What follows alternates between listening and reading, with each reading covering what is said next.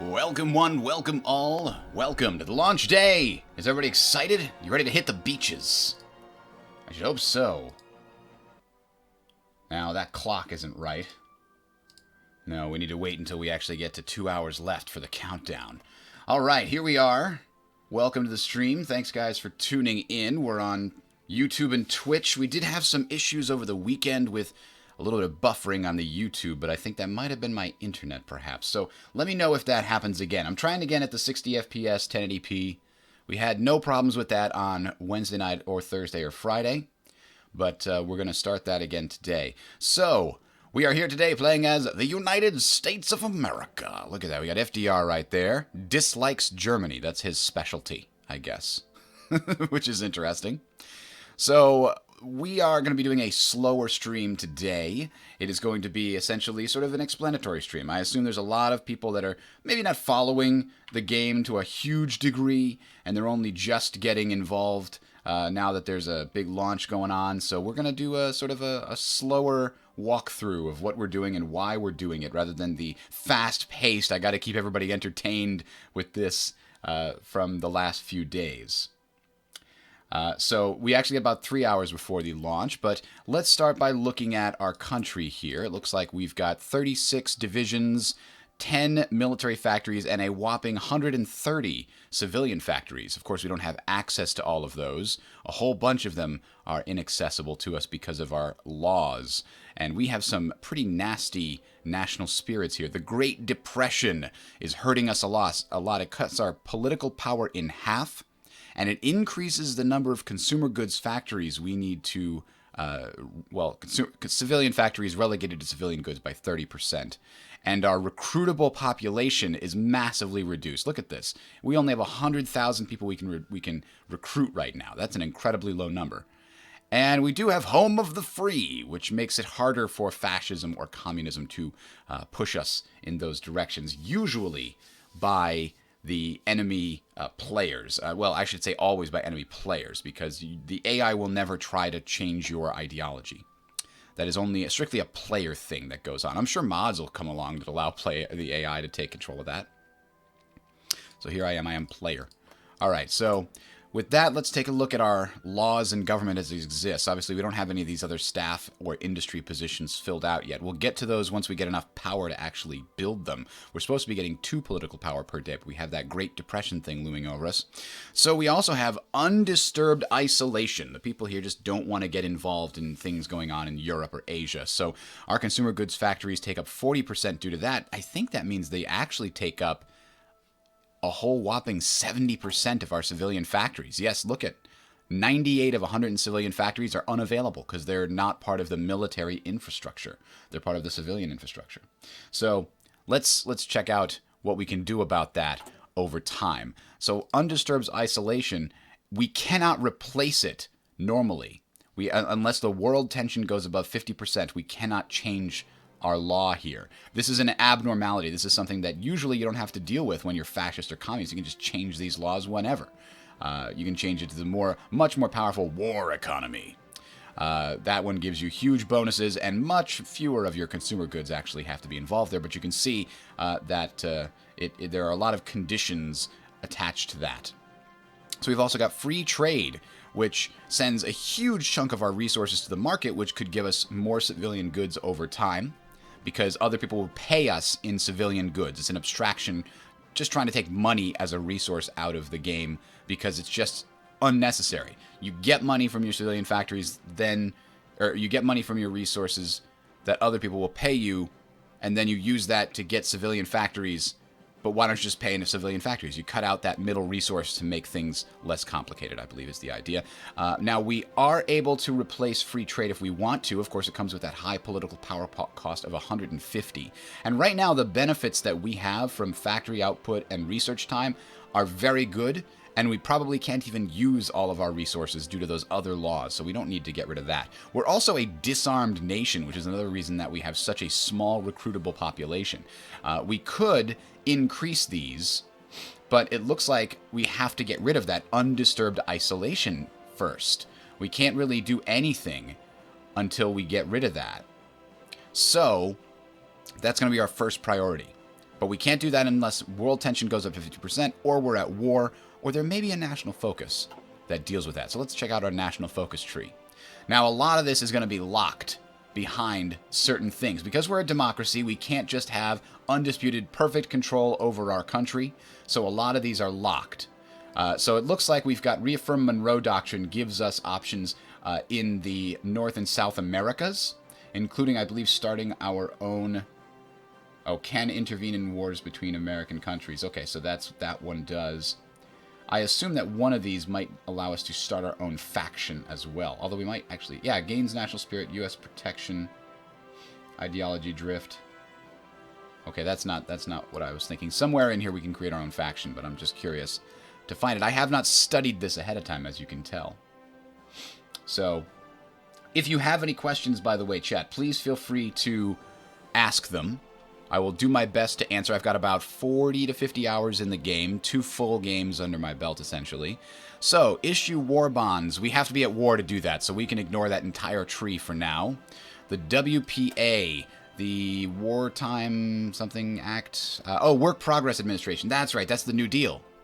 Millions of people are still suffering unemployment as a result of the Great Depression. So this gives us a huge chunk of political power. We spend 70 political power, we get back 150, and we also get access to the rest of these trees here, because it looks like you can see the ones with the solid lines require both WPA and war propaganda to get military construction. So this would be great, but it still requires 30 world tension. What about war propaganda? One of the following must be true. One of those states must have caused at least 20% world tension before we can try to convince the American public that we need to go to war to defend the world. So that's not an option for us. Now, what do we have over here? Air War Plans Division. It looks like we can choose this. Air Experience plus 25. Get some research bonuses for Air Bureau of Ships. Gives us a bunch of naval options. America's going to be a strong naval and air power, but not quite as much as a ground-based power. They will field a large army by the end of the war, but... All right, so... It's looking like we can either start getting some benefits to our Army, or our Navy or Air Force that we're not going to use for a long time, or we could start down this WPA, which helps our political situation out. So I think that's what we want to do. Committee on Technology. All right, so let's start there. WPA. That'll give us a boost of political power we can use to maybe influence one of these... essentially designers, because if you research a particular type of tank or airplane or ship or material, if you get a designer for them, they give you certain benefits. So if you wanted to make your close air support very good, you would choose the Douglas Aircraft Company. And anything you research while the Douglas Aircraft Company is your aircraft designer gets these bonuses. I should say, in this case, any close air support stuff gets these bonuses. We could also get heavy aircraft designer and get Boeing as our main guys, and they will improve our strategic bombers capabilities. So these can be chosen while you are in the middle of researching something. So if I start researching a strategic bomber, as long as I choose this heavy aircraft designer, before that bomber is done being researched, it will gain the benefits of this particular company helping design it. So you can choose it at the last second if you wanted to. I love the music. The music is great, and it's very tweaked. Now, there's not a huge amount of it. It does get a little bit repetitive, but if you did pre-order, I believe everybody who pre-orders gets that sound pack, right, for the Axis, the Allies, and that helps make it a little bit less repetitive. Can one leave a faction if you are not the leader? Yes. We saw the Japanese do that in one of the World War Wednesdays streams. They were able to leave the faction. And that was... Essentially, it automatically created a faction for them when they first got the ability, and then they left it and created a new one with a new name with the same country. So that is definitely possible. Can you capture just a little part of the states, or must capture all of them when you play with the U.S.? Capture a little part of the states. I'm not sure what you mean. Capture a little part of the United States? Can you rephrase? Is there any point in not choosing a carrier navy and going with battleships? Well, yes, battleships do have one benefit over Carriers. We'll take a quick look at that. Shore bombard, 11. This is a significant impact, up to, I think, 25%. If you have, like, say, 3 of these battleships might be enough. But if you station your Navy adjacent to a battle that's happening on a coast, I think especially naval invasions, but also ones that are just taking place on a coast, the battleships can help with naval bombardment. So that is a very beneficial thing. And sometimes, you know, you want a complete experience. Battleships were part of the navies, even if carriers were big. So, let me see. What else? Can leaders or generals die or be killed in combat? Generals can't die. Leaders can, based on historical consequences. So I think there's a possibility for the plot to kill Hitler to succeed. I believe there's a possibility. I know there's a possibility for the plot to kill Stalin to succeed and Trotsky takes over. And I know that FDR can die in office.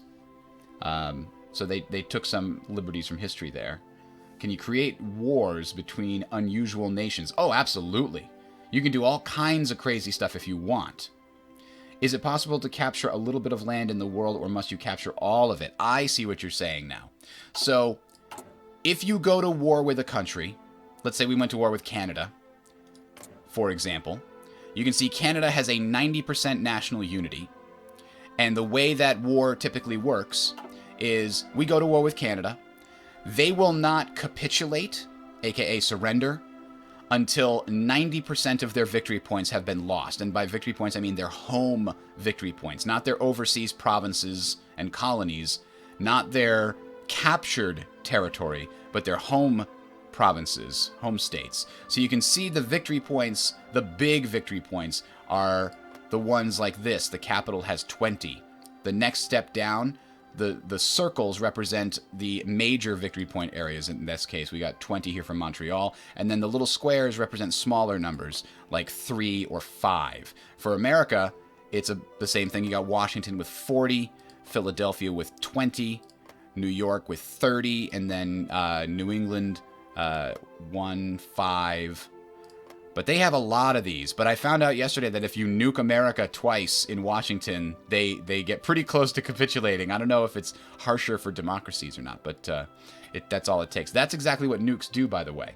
If you nuke a country, then it will essentially lower their national unity, making it easier for you to force them to surrender. So anyway, when they surrender, you automatically get control over all of their country that is not currently occupied by their allies. All their armies completely disappear, and you get access to their country as a whole, just complete occupation.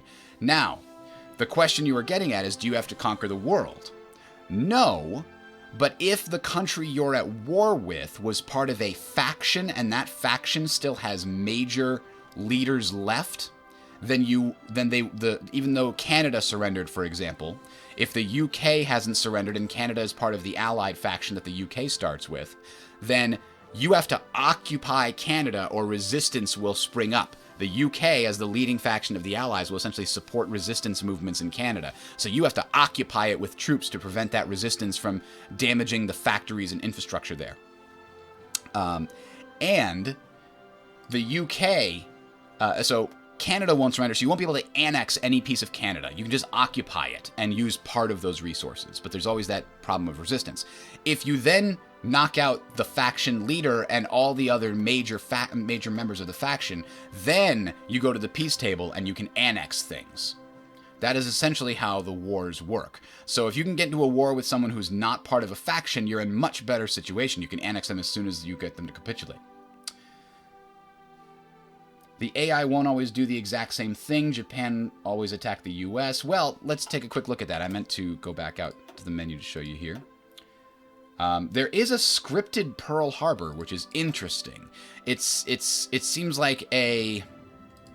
Well, I'll show you in a second. It seems like a sort of compromise. So, one of the things you can do, and you can see the major options here, but you can always pick other countries, and it'll just let you see a world map. You could pick Poland if you wanted to. You could pick Romania, Yugoslavia, etc. We're going to go back and pick the United States for this stream. And I'm sorry I haven't really gotten started yet, but like I said, it's going to be a slower explanatory stream. I'm going to try to take questions for new people. But this is the point that you were asking.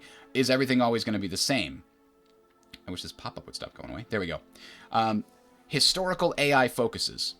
This will highly weight the AI to pick historical national focuses, which tend to dictate where you attack early on.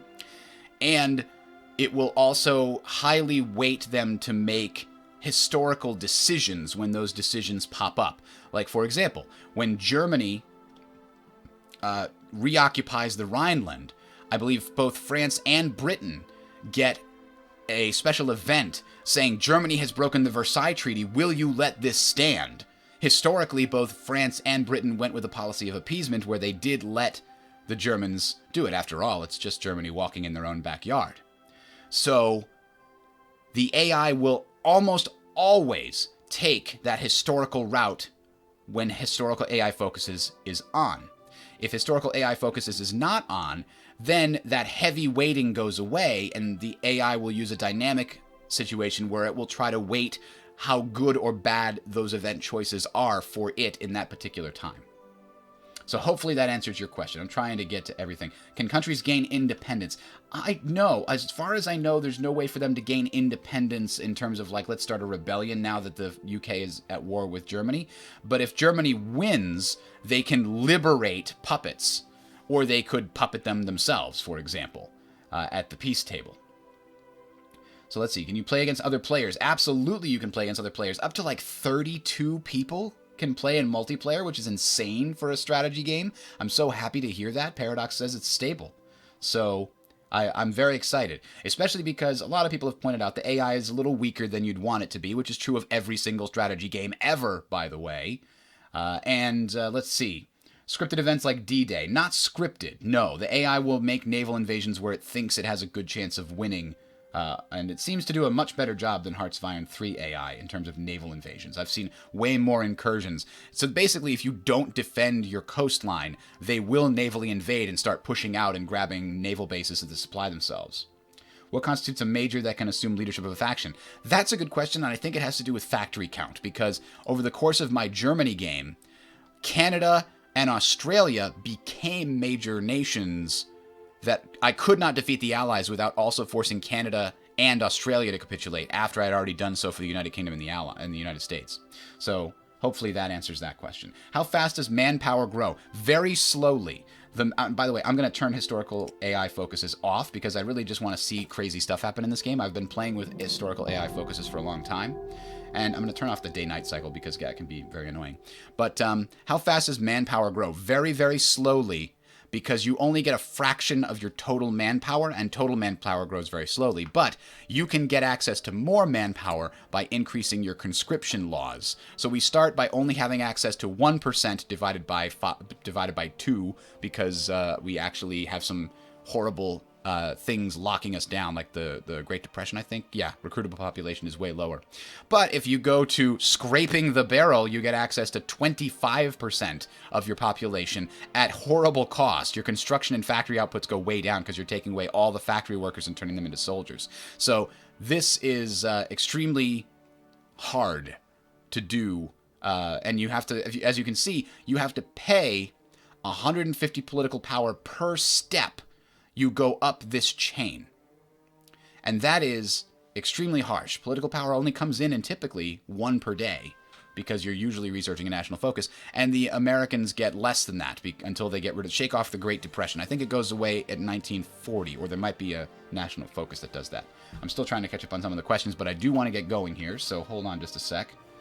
Can Germany become Democrat, not lead the Axis? I believe so. I know that they can switch ideologies. Okay. No scorched earth or gulags, correct.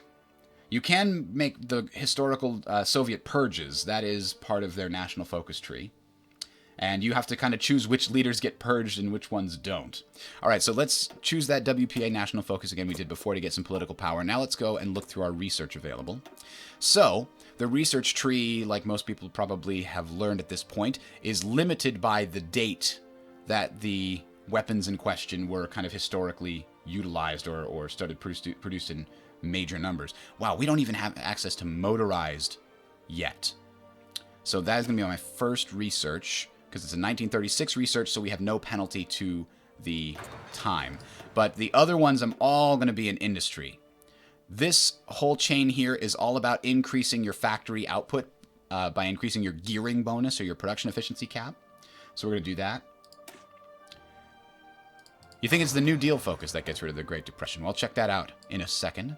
I'm also going to do the construction speed because our access to civilian factories is limited. And actually, construction speed, I can't imagine not taking these two as the first two things you do in every single game. Which is, it's kind of annoying, but it is what it is.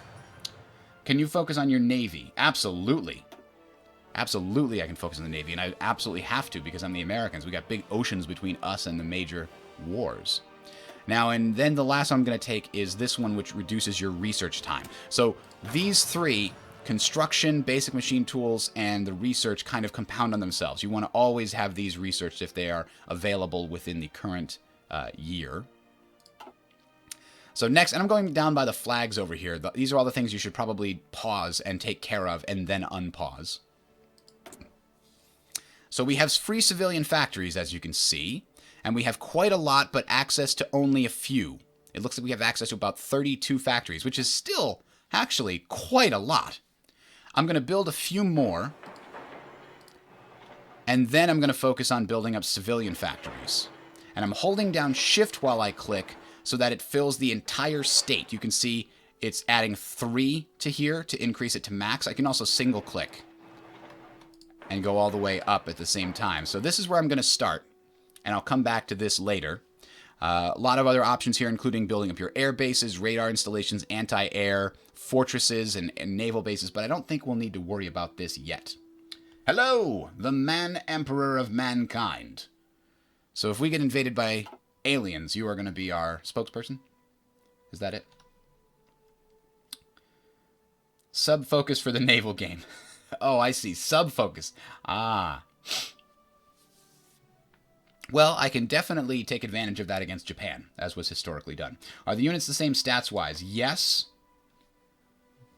The third tier tank, this is tank light tank 1, light tank 2, light tank 3.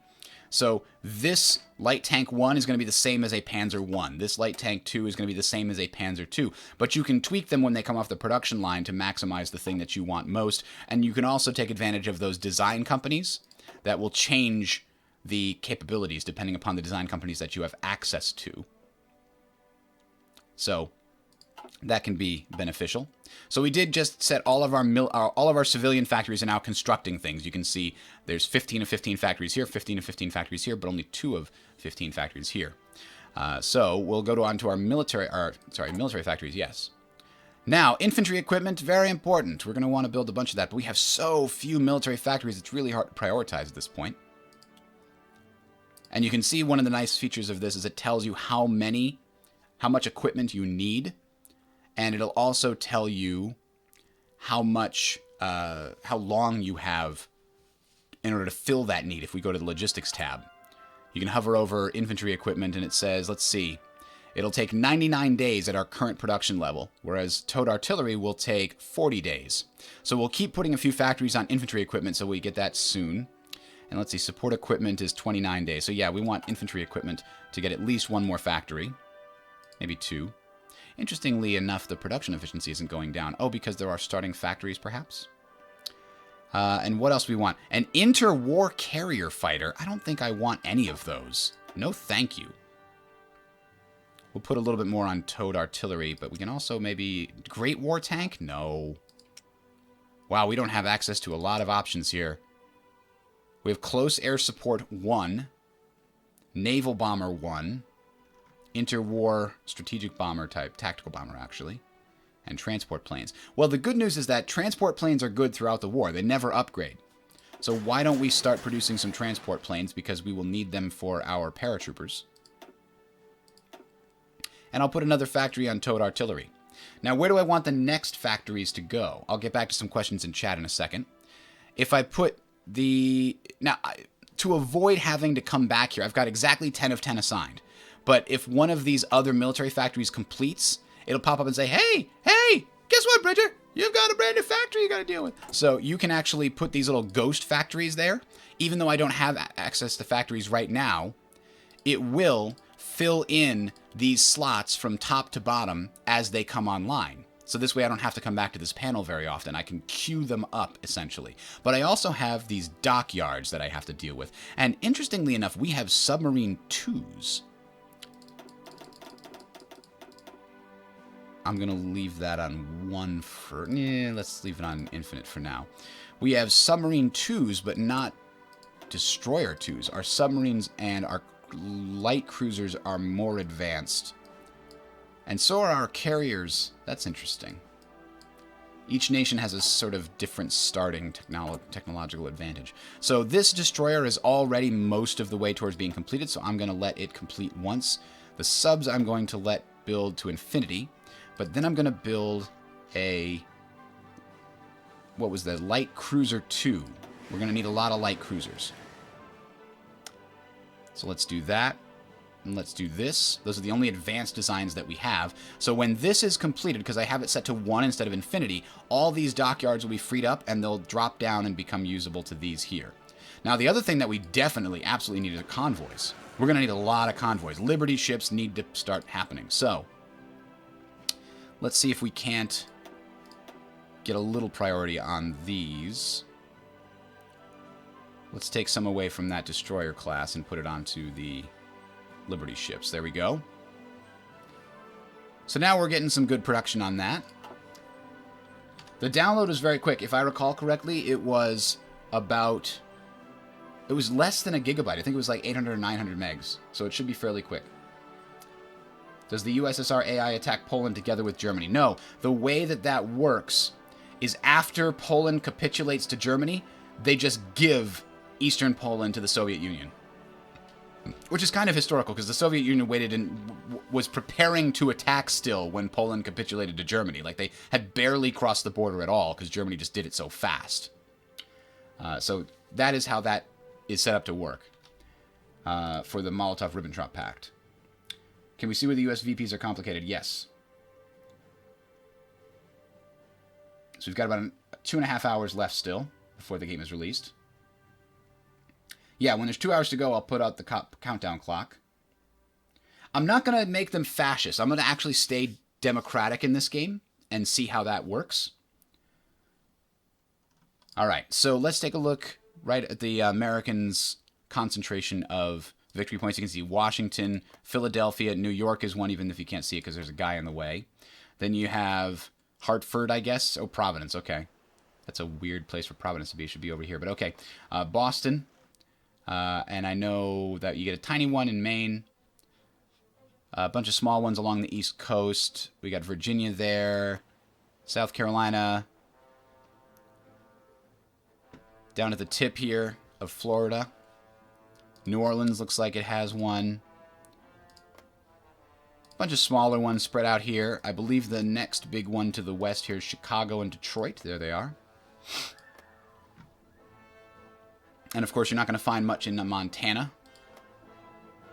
South Dakota. Sorry, there's Montana. You can see the lightning there. There's storms. That's the weather effect showing you that air power is going to be significantly diminished.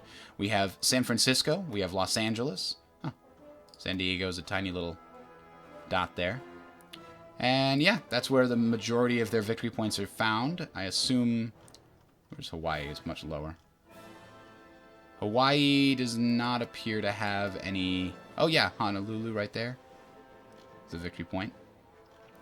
And probably the Philippines would count, actually. No, the Philippines, this is a puppet of the United States. So it does not count towards the United States victory points.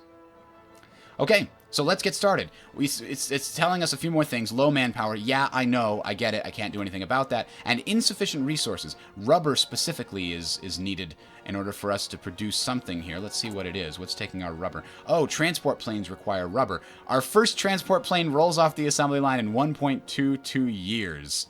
And that's because we're missing this vital resource, but it's also because we only have one factory working on it and the gearing bonus is very low. This efficiency bonus will go up over time. It's tracking each factory's ability to produce this thing. And it essentially the factories get better and better. The workers make fewer and fewer mistakes. They figure out faster and faster ways to do things as the factory spins up. Every new factory I add here will start at 10% and go slowly up to the max at 1.2 per week. So that's how those work. But let's see. We should get a little bit of rubber. We're going to need it. The United Kingdom is willing to trade us a ton of rubber. We're going to trade away 1 civilian factory to get 8 rubber, which is more than we need. But it's okay. Providence is in the right place? Are you sure? Because I live in Connecticut.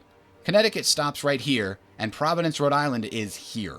Okay, I could pull up Google Maps if you want me to show you, but I live here. I've been to Providence many times. This is where Connecticut stops. This is where Rhode Island is, and that's where Providence is. We'll pull up Google Maps. Don't make me do it. So this chopper guy finally getting blocked. I got tired of that. Bridger versus Daniel. I don't know if I'm that capable yet. Maybe in a couple weeks. All right. Total War is simplistic at best. Sometimes funny, but not a real strategy compared to Paradox title. Oh yeah, Total War Warhammer I heard was an interesting twist on the series, but not great. I'm sorry, Helping Hans. I didn't see you were in the Twitch chat there. I actually put the Twitch chat in a harder place to see. Let me fix that.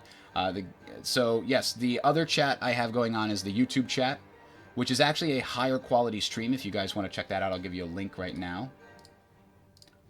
So I have the Twitch and the YouTube up. I started the timer going here. Oops. There you go. So yeah, you can check out the higher quality 1080p stream there, or you can stay in the Twitch. I know some people prefer Twitch. So far, YouTube's been doing well. So yes, Twitch chat, let me know if you have any questions as well. So we're speeding up the timer here, because there's not much to do for the US for a while, so we're going to go at least speed 4 while we take questions. I did crush the US. It was pretty fun. We got a bunch of nukes launched. Who am I going to invade first? Well, I guess that depends on who makes the more world tension. I am going to be the actual defender of democracy here. So whoever starts ratcheting up the world tension and invading others, I will be there, a shield to the world. We'll see.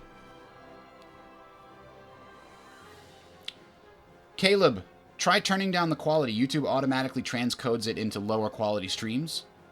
So if you turn it down to 720p or maybe 480, that might help. Is anybody else having any buffering issues? Because if that's the case, I'll adjust it. I don't know if MP games today would be any good. I mean, I would certainly be interested in doing a multiplayer game today. I just think everybody else is going to want to cut their teeth on single player before jumping into multiplayer. I can't invade Mexico. I'm a Democrat.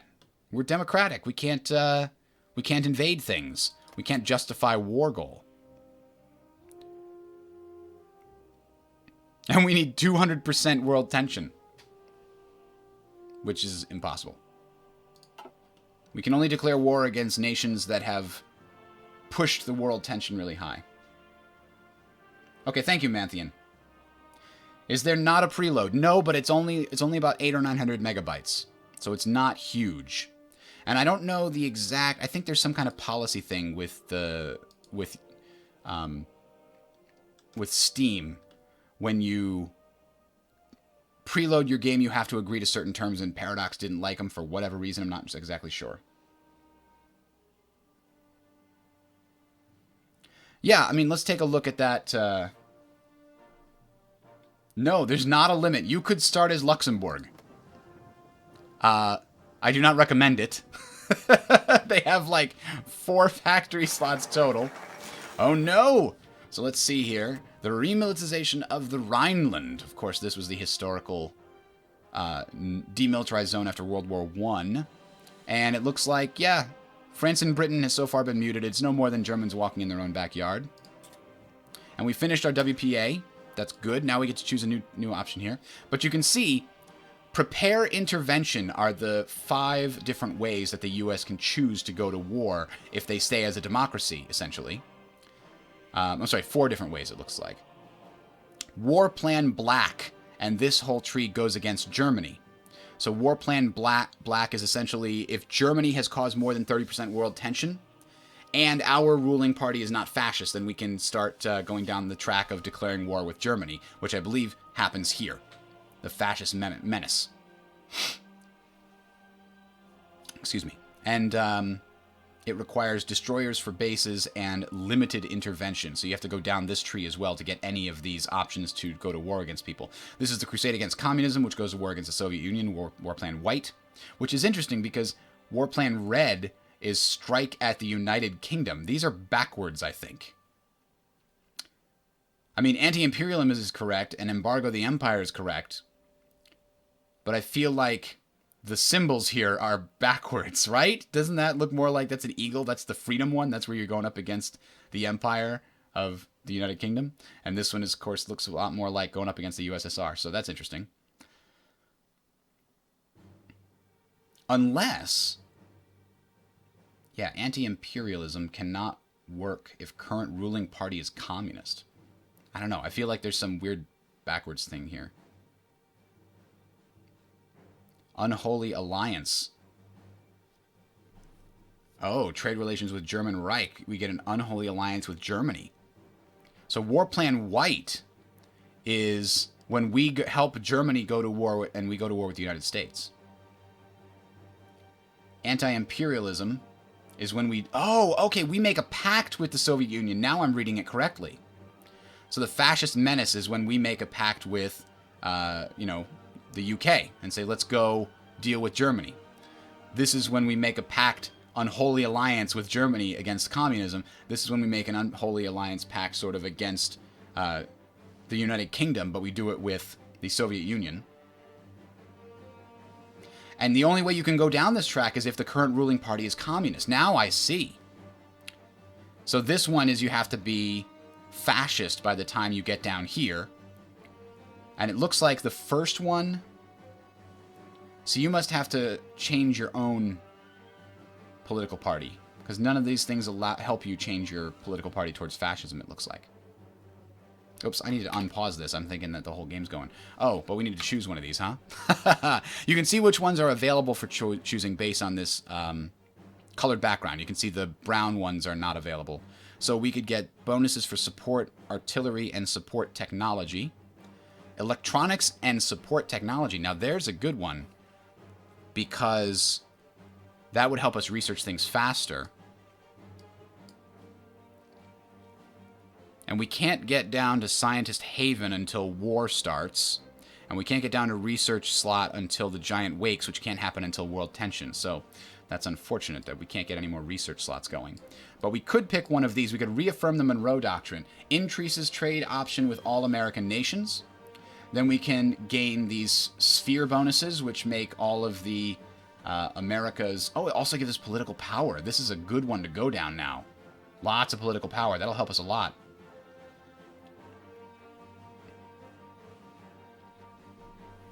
And these help protect those countries. Preemptive intervention gains a puppet... oh, we could attack Venezuela. And... we could back a democratic civil war in Mexico and Bolivia. That's interesting. Let's start going down the Monroe Doctrine. So I was wrong, guys. We can go to war with some of these, because it looks like... is Mexico fascist? They're non-aligned, but we could try to force them to go Democrat. And Venezuela is fascist, so they are the one that we could intervene in. Okay, so we're now reaffirming the Monroe Doctrine. We've got about 2 hours and 15 minutes left until the game goes live. A little birdie told me there will be a patch in about a half hour, or about 15-20 minutes. And if we close the game and reopen it, we'll get it.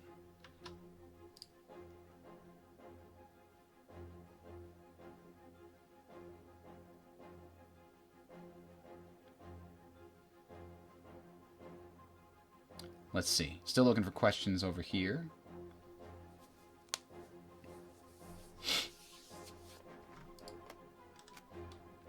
How does manpower work? Yeah, I'll explain the manpower again. Usually only have time to declare one war before things start. That's true. So here's how manpower works.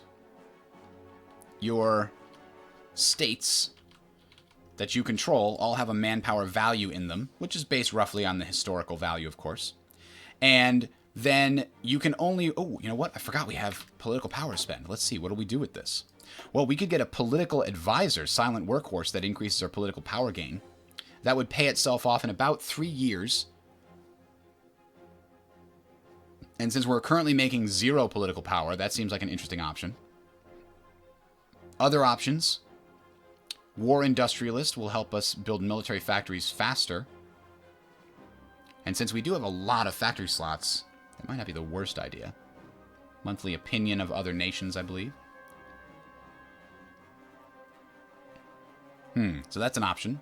We could also do one of these, a theorist here. Theorist would be very useful. I think we might want to wait and choose a superior firepower expert. Or a naval theorist. Or an air warfare theorist. All of these can give you experience, which is very valuable in being able to make your different branches better. But specifically, Army experience is super important because we have these... Actually, National Guard Division is not bad. How is that different from an infantry division? The National Guard is bigger? That's weird. It's got artillery and engineering company. And a regular infantry division has the same thing, but it's smaller. Why is the National Guard Division bigger? That's kind of backwards. Garrison Brigade is very small. And of course we have a cavalry division. Yay! We don't even have tanks researched yet. Although I guess we have Great War tanks. Yeah, we could get Great War light tanks.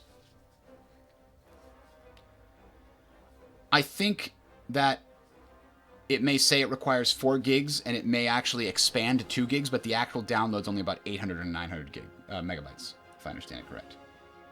So anyway, manpower. Let's go back to manpower. I'm holding off on the political power thing. Manpower is...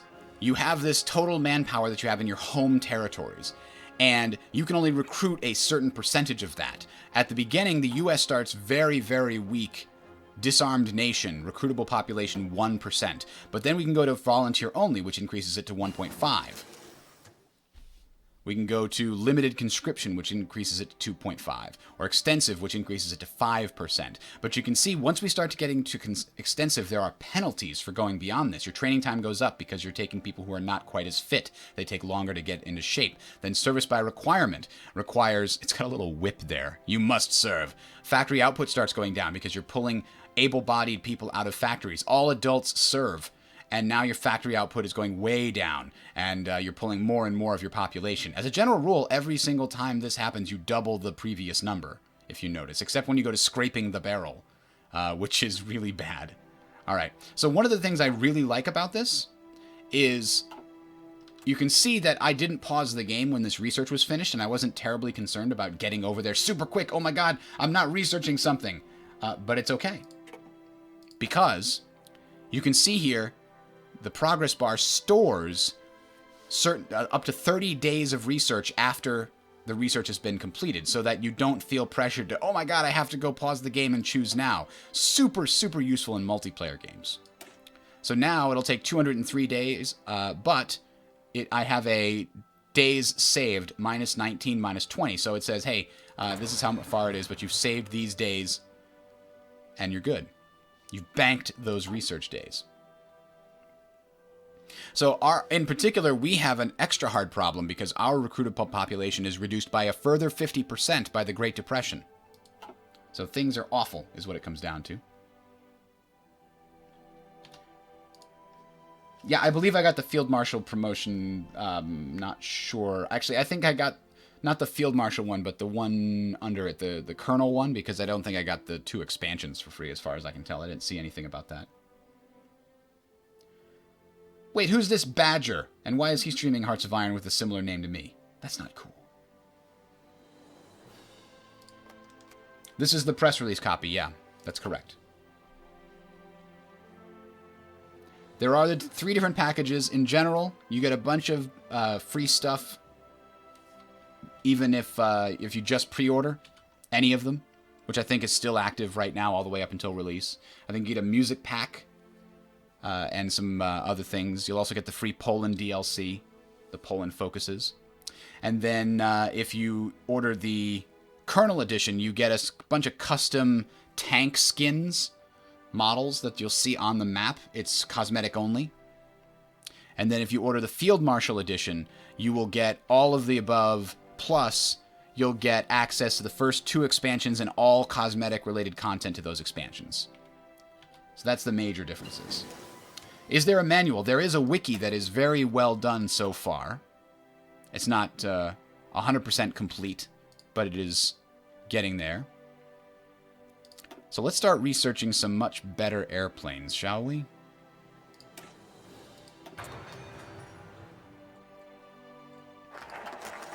Reaffirm Monroe Doctrine is done.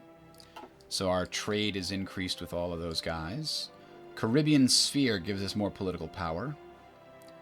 And makes those nations much harder for the fascists to take over. The Dust Bowl is not a significant effect, but it might be an event or something that happens. I'm not sure. It will be releasing in 2 hours and 10 minutes. So yeah, I have to determine what I'm going to do with my government here. Picking your military staff is not particularly beneficial early on. They give you different combat bonuses depending upon who you pick, but if you're not in combat, these things down here don't help you. However, the research, getting a design company is valuable when you start researching those things. An industrial concern will decrease industrial time versus electronics time. Those would be interesting. I still think I want to go with the theorist. Patton was a mobile warfare expert in this game here. Yeah, the stream is going to end when the game comes out because I expect a whole bunch of people are going to want to play. Also, I'm going to need to eat lunch, but I'll continue streaming something in the afternoon, probably a multiplayer game if there are any crazy souls out there that want to do a multiplayer game all day today. Oh, look at that. It's a piggy bank that's been broken open. That's the Great Depression with a big down arrow in the background. So yeah, what do you think? Should we do air warfare theorist and get air doctrine, air experience that'll allow us to get air variants easier? Or should we choose a naval theorist? Or should we choose superior firepower or mobile warfare expert? Or should we try and get more political power from a silent workhorse? Let's see, 10% of 2 would be 0.2, so it would increase it by 0.3. I think that's probably worth it. Man, that's hard to say. 0.3 per day. The superior firepower expert's good too, but I have a feeling... Yeah, I guess we could do superior firepower theorist if you want to go down that route. We do have a lot of these... Ooh, hang on. We got a new research we can do. Now, it's 1936, so we could do concentrated industry or dispersed industry. Dispersed industry is more flexible and less susceptible to strategic bombing, but I don't think we're even going to come close to being a target of strategic bombing, being across the ocean here. So let's take concentrated industry, which gives us flat, raw factory output. We've got another research here. We could start researching our land doctrine, or if we're going to get that other guy, we'll wait for that. Let's improve our... artillery. Oh no, we want to get other things that we can build better, right? That's what we want. We want tanks. We need tanks.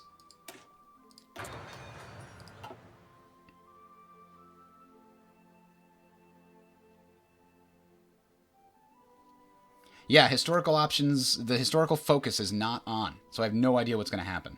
Yeah, I could get invaded by Brazil, sure. If that happens, the AI is definitely derp. Yeah, the political power guy, though, is... We are very limited on political power, and he won't start paying himself off for like 3 years. But we are going to get a bunch of other political power. So, let's do it. Let's do it. All right, chat. I listen to you.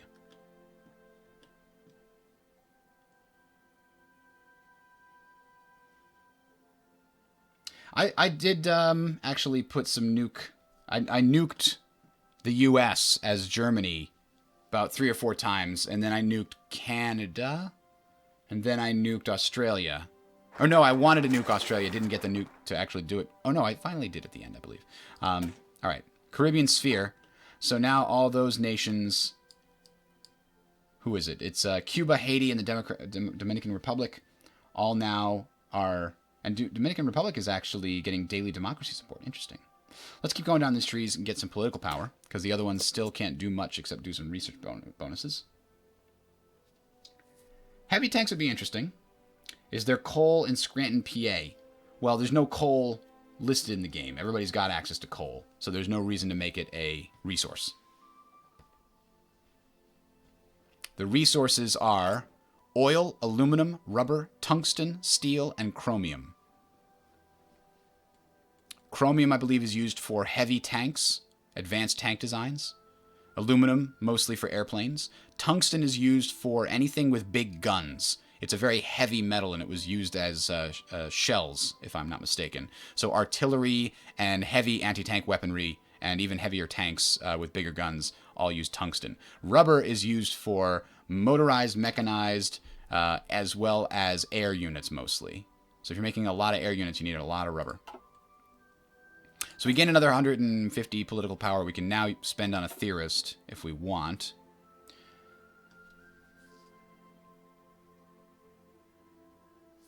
Yes, if I stopped researching a political focus, a national focus, then my power would stop draining.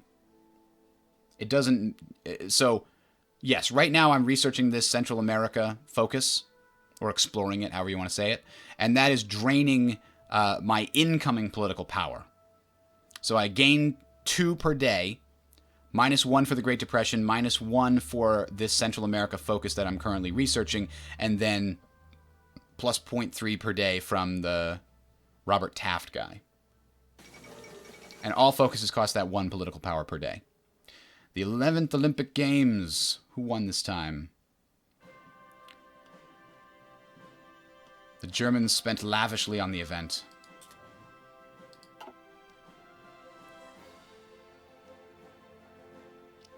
Yeah, you want to see the resources map mode. That's a good... I always wanted to see the resources map mode. Greece actually has a surprising number of resources. Look at that. They have a ton of aluminum, a bunch of tungsten, a bunch of chromium, a decent amount of steel. Steel is usually not hard to come by. I mean, if you look at all the nations, they almost all have steel. Italy has 70, 100 steel pretty much by itself. France has a ridiculous amount of steel. Germany has a whole bunch of steel.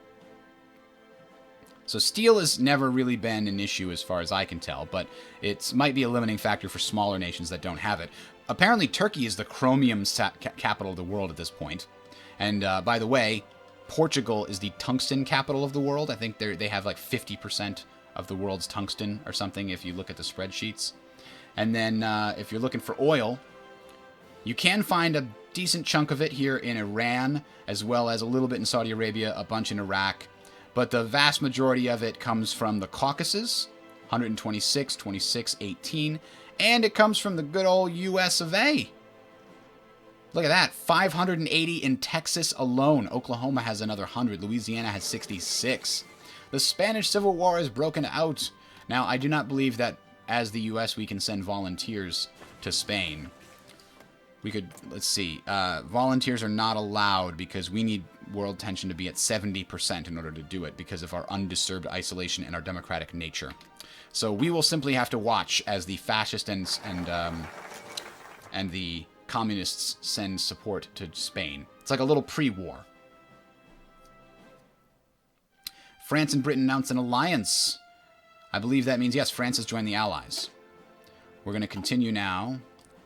Let's take a look. Maybe we take a break from the political ones. And by the way, the national focus stores up 10 days worth of political power, just like the research stores up 30 days of research. What are the confirmed? We don't have any confirmed DLC plans. I expect we'll hear from that a couple of months after release. They're probably going to work on some bug-fixing patches for the first couple of months. So, Advanced Manhattan Doctrine. Interesting. Oh, Mahanian. I'm sorry, Mahanian. Base Strike Doctrine. So we could get... wait a minute. Battleship primacy leads to base strike. Carrier primacy leads to naval bomber models. Interesting. Since base strike is really a carrier-based tree, I thought. Strong focus on carriers and their support. All of the different doctrine trees, by the way, have support for submarines and carriers and battleships, as well as submarine hunting, but they do have their focuses. This one is more focused on trade interdiction. This one is more focused on base strike. This one is more focused on having a big fleet.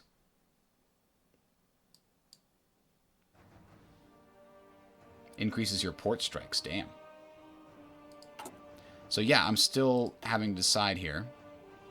Committee on Technocracy. This might be a good time to get this. We can use that electronics research bonus to get the electronics research ahead of time, so that we can do faster. Oh, it's countdown timer time. Yeah, it is. Good point. All right, I need to reset it. Hold on. It looks like it's already started counting. Yep, that's not correct.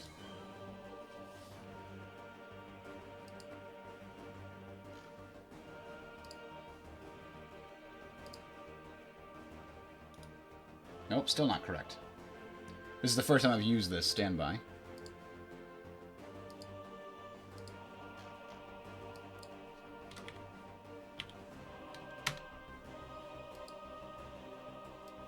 There we go. That should do it. Perfect. We now have our countdown clock. Sorry, I'm scrolling like crazy by accident here. Ta-da!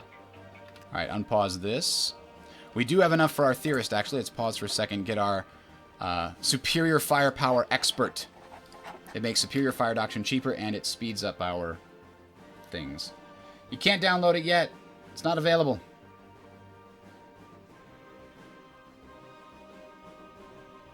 So battle from province to province is only 80 width, no matter the province size. That is... It's 80 width, but if you attack a province from multiple directions, like if you attack this province from multiple directions, I believe it's plus 40 width for each additional province you're attacking from. Or maybe it's plus 40, then plus 20. I win the battle of the live streams, but I'm just doing a US. This is the most boring stream I've done. Nothing's happening. But this is interesting. The election of 1936, haven't seen this. Incumbent Franklin Delano Roosevelt has already implemented several of the programs referred to collectively as the New Deal, intending to take the U.S. out of the Great Depression. While many of the efforts have been popular, his plans to further extend the role of the power of the government have been met with criticism. Alf Landon is challenging him for the presidency. Coming from the oil industry, Landon wants to see greater economic freedom. So we could stick with 4 more years, and we get, new construction speed and national unity goes up, or... we get the Republican Party instead and get Standard Oil of California, which grants industrial research time minus 10%. And he's a staunch constitutionalist. We're going to stick with FDR. I think that infrastructure construction speed, that's not terribly valuable. Industrial research is... Huh. I don't know, chat. Who do you think? FDR or Alf Landon?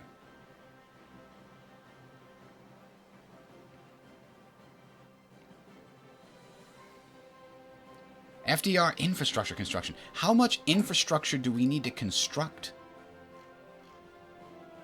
in the next 4 years? I mean, look, we've got pretty decent infrastructure across the whole country. Why do we need to construct it? We don't.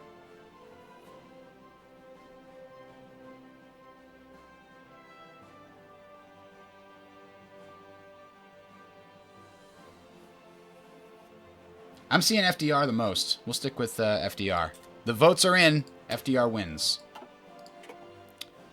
And we're going to wait on getting this until that national focus is complete.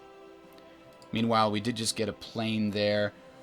Heavy fighters are going to be pretty valuable. So are our bombers. The B-17 Flying Fortress. Let's start... Ooh. Do we want a heavy strategic bomber? Yeah, I think we probably do. Let's hold off on that. Interesting that the Liberator is considered a better bomber. Huh.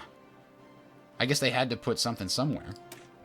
And the Liberator did come later. Maybe the concept here is that you're building more of them.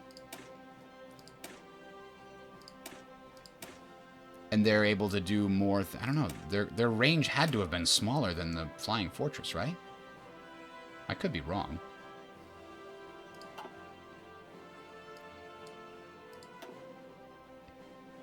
So the real question is where to go from here. Let's research a few more of these companies that could be valuable.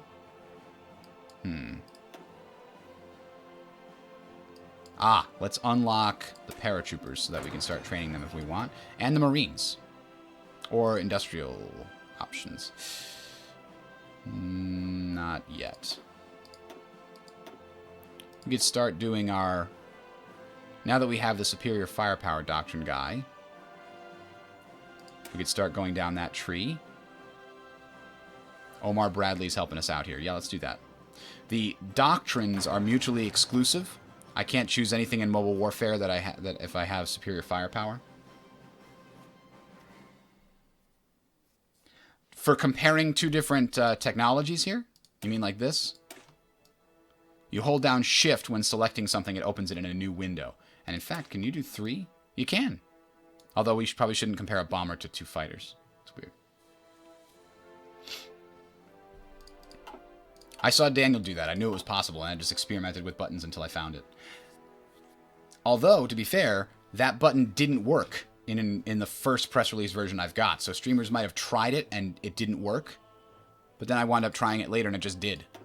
So I think that there was a patch at some point. I got an email saying there was a patch at some point.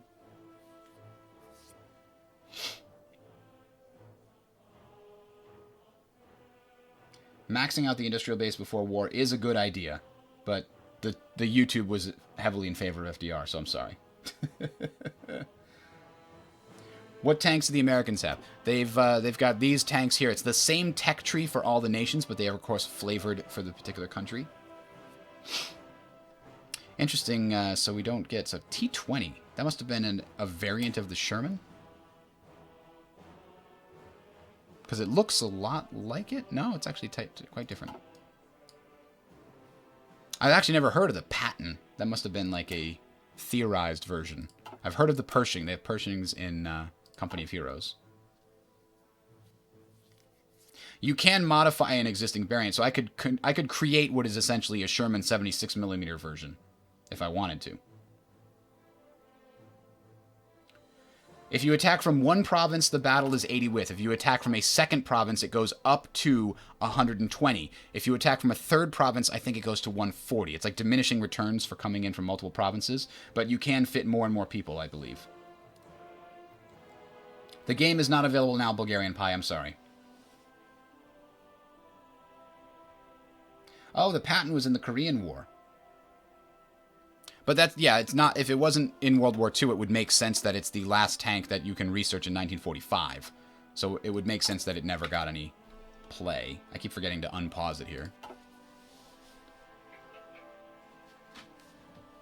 Forgot to mute my phone, too. Yeah, guys, the wall joke around Mexico, that was funny the first time, but it's not funny the 17,000th time. It just makes you look like a tool. So don't do it, please. Oh, hey. It's somebody else in the channel begging for subscribers. Guess what? It doesn't work and it gets you banned. So, stop. Is anybody ever... Let me ask you, chat. Have you ever subbed to somebody just because they asked you to in a completely unrelated circumstance? I don't think so. Ooh, that's interesting. Debates intervention in Benelux. Debated the possibility of military intervention, while the political implications of such an action weighed heavily on Neville Chamberlain. Several decisive arguments were delivered before it was decided that the rest of the debate should be conducted in closed chambers. Interesting. So, hang on. Pause it for a second. We got to get back to the technology here, or the national focus. But I actually have not studied the UK national focus tree. So what did they just do? It must be their political arm that did that. Benelux intervention. World tension goes up. So, whose opinion of United Kingdom? See, these aren't always clear. Belgium and Netherlands both don't like the United Kingdom as much anymore. That's interesting. But it gives the UK potentially an inroad. Oh, yeah, down here. Secure those territories. You get to puppet them. That's an actual aggressive war. That's a way that they actually go to war with those states. The UK is more aggressively democratic than the US is right now.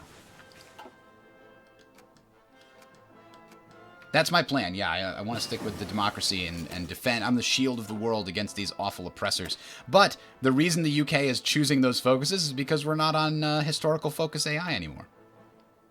Anything can happen. Anything. Now wait, we got to electronics and support technology. Oh, that's the radar. Oh, yeah, here it is. Electronics. Computing machine. That's what I was waiting for, right? So we've got a pretty significant reduction in research time because of this 50% thing. Even though it's ahead of time by a lot, it's still not going to be that long because we have that 50% reduction. So we're going to take that to get a much, much bigger boost on our research. Oh, and we've got another one here that's available. What about our naval situation? If we wanted to start pumping out something, we should try and increase. Why can't? Oh, there we go. 1940. So 1936. These are the ones we could. Let's start getting much better destroyers instead of Great War destroyers. Support Rock Island, support artillery, and support technology.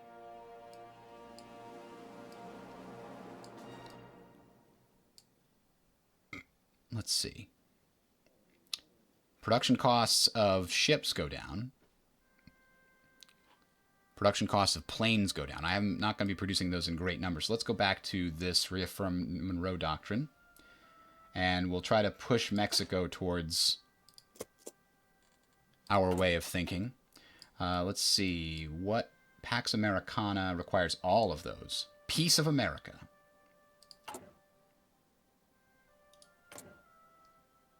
There's no maple leaf, though. Not yet.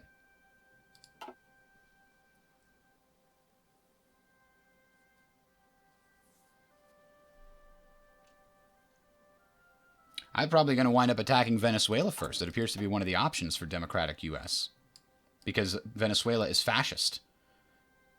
This gives us... so this one allows a democratic civil war uprising to start in Mexico and in Bolivia. This one gives us the puppet focus war goal against Venezuela. Pax Americana that can intervene in wars between American countries. I don't know where we can found our own faction. I think that's here. No, not Arsenal Democracy.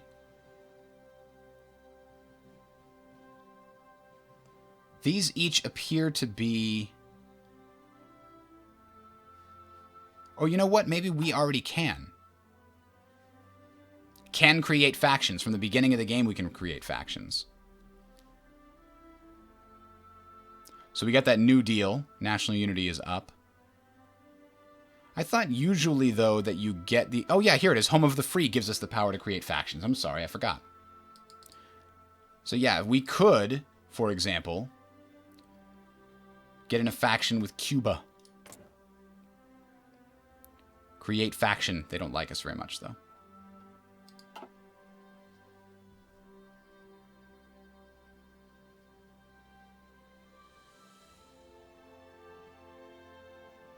The naval and air forces are much better than in the previous games. They're much easier to control. Yeah, it's a little bit like Norway intervention, I guess. I'm 100% positive that there will be mods for this that go into the Cold War.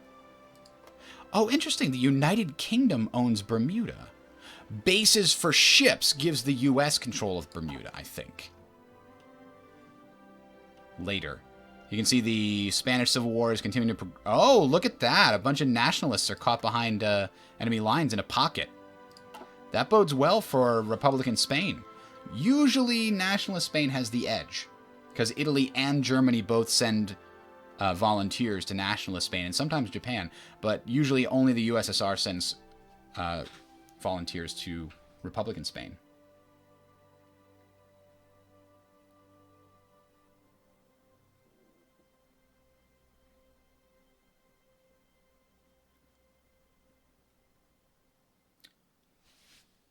All right.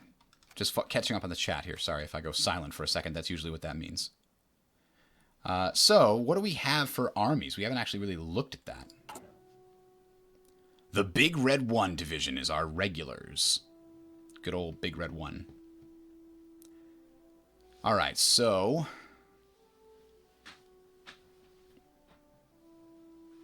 we've got 35 infantry divisions and 1 cavalry division. Well, we can fix that, can't we? Oh, and you know what I haven't noticed? We have a whole bunch of political power to spend, so let's pause the game there. Speed it down, slow it down a little bit. We're going to get the South America thing and go towards Pax Americanas. So what do we research next? We get to get the industrial concern, which decreases industrial research time. Standard Oil could get us that.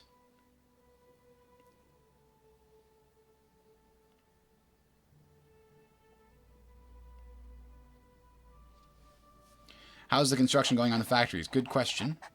We can also get a material designer. Have Ford help us with motorized equipment. Oh, but we can't do anything else right now. Oh, how did that checkbox get going on there? There we go. Must have hit it by accident. All right, so... Puerto Rico is defended by this one lone division. So let's start creating our little armies here.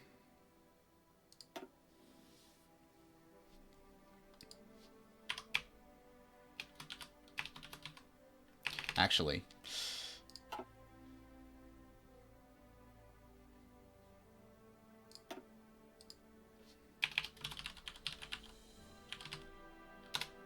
we'll do continental, and that will be pretty much everything in the US. Oh, I can't do that, huh? I guess if you can't see them, you can't add them.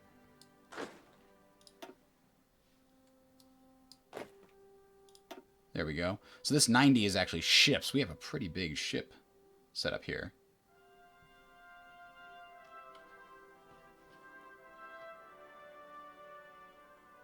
I don't know anything about Standard Oil. I can't answer the historical situation there. We're going to take this cavalry division and change it to a standard infantry division. I guess we're going to use... let's see. There we go. And you can see they lost some of their veterancy because they added a bunch of new men to it. So let's send these guys and station them over in the New York region there. Or should we make a Pacific army here with these guys? Yeah, why not?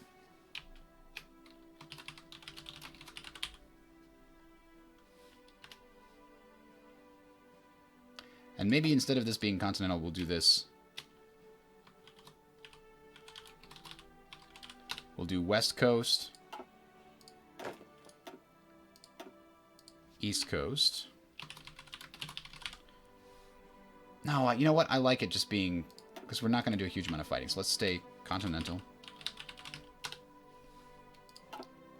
We'll keep that up there. And then this will be Caribbean. We're probably not going to have a huge amount here. Is that how you spell it? Caribbean? I hope that's right. Chat, help me out.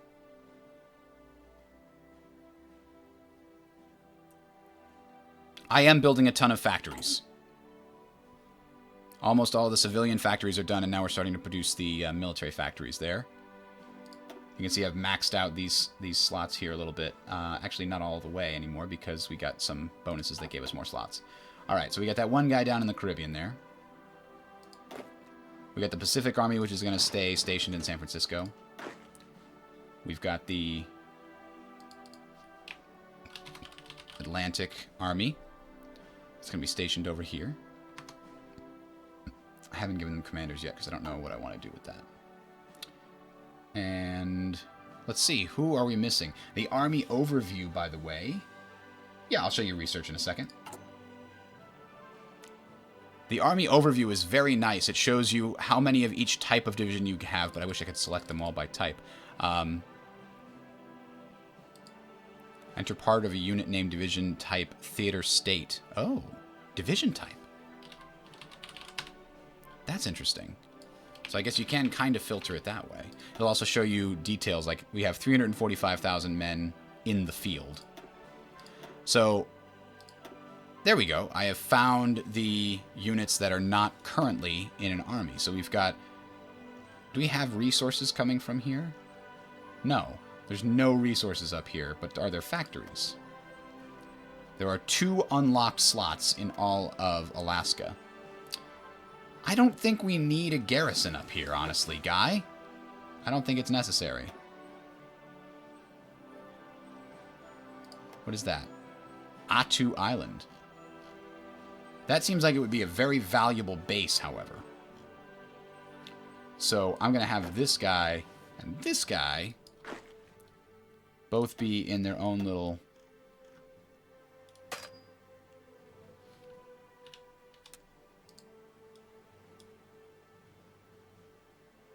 Well, why don't I just give him a garrison order instead? So these guys are the Attu Army Garrison. Island Garrison. And I like to, for garrison armies, change their symbol to this little fortress. And a Caribbean guy also needs to be there. Now, we can't have that be in the Caribbean. That has to be...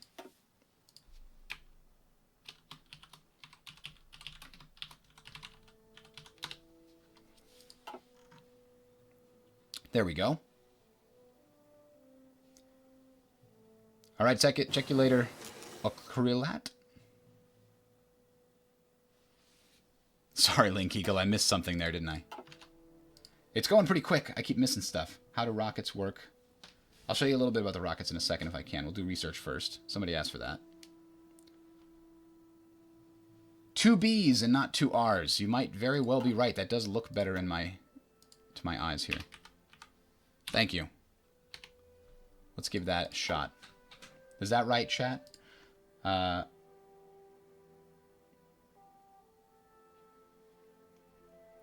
let me scroll down here. I need to be building infantry equipment and support equipment and developing recon. Yeah, we're working on that. So America is a relevant nation to ask this for which nations actually benefit from heavy fighters over normal fighters. Torjado, good question. I always assumed heavy fighters versus normal fighters were basically fighter escorts versus non-fighter escorts. Because interesting, I guess the Mustang is here, and it's got a 1,000 kilometer range. Because the P-38 Lightning has a 1,000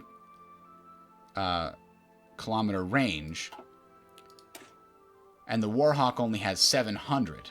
So the Lightning is a much better escort at the beginning. And then the Thunderbolt still has 1,000 kilometers, but the P-39 gets 1,000 kilometers. So I'm not really sure what the advantage is of the Thunderbolt over the Air Cobra in the context of this game. You can see heavy fighters is vulnerable to more nimble fighters, but quite good at interception of enemy bombers due to the heavy armament. That's what it is. That's why. Oh. So you want heavy fighters as your interceptors, and you want regular fighters as your anti-fighters. That's interesting. It's not just a split about range.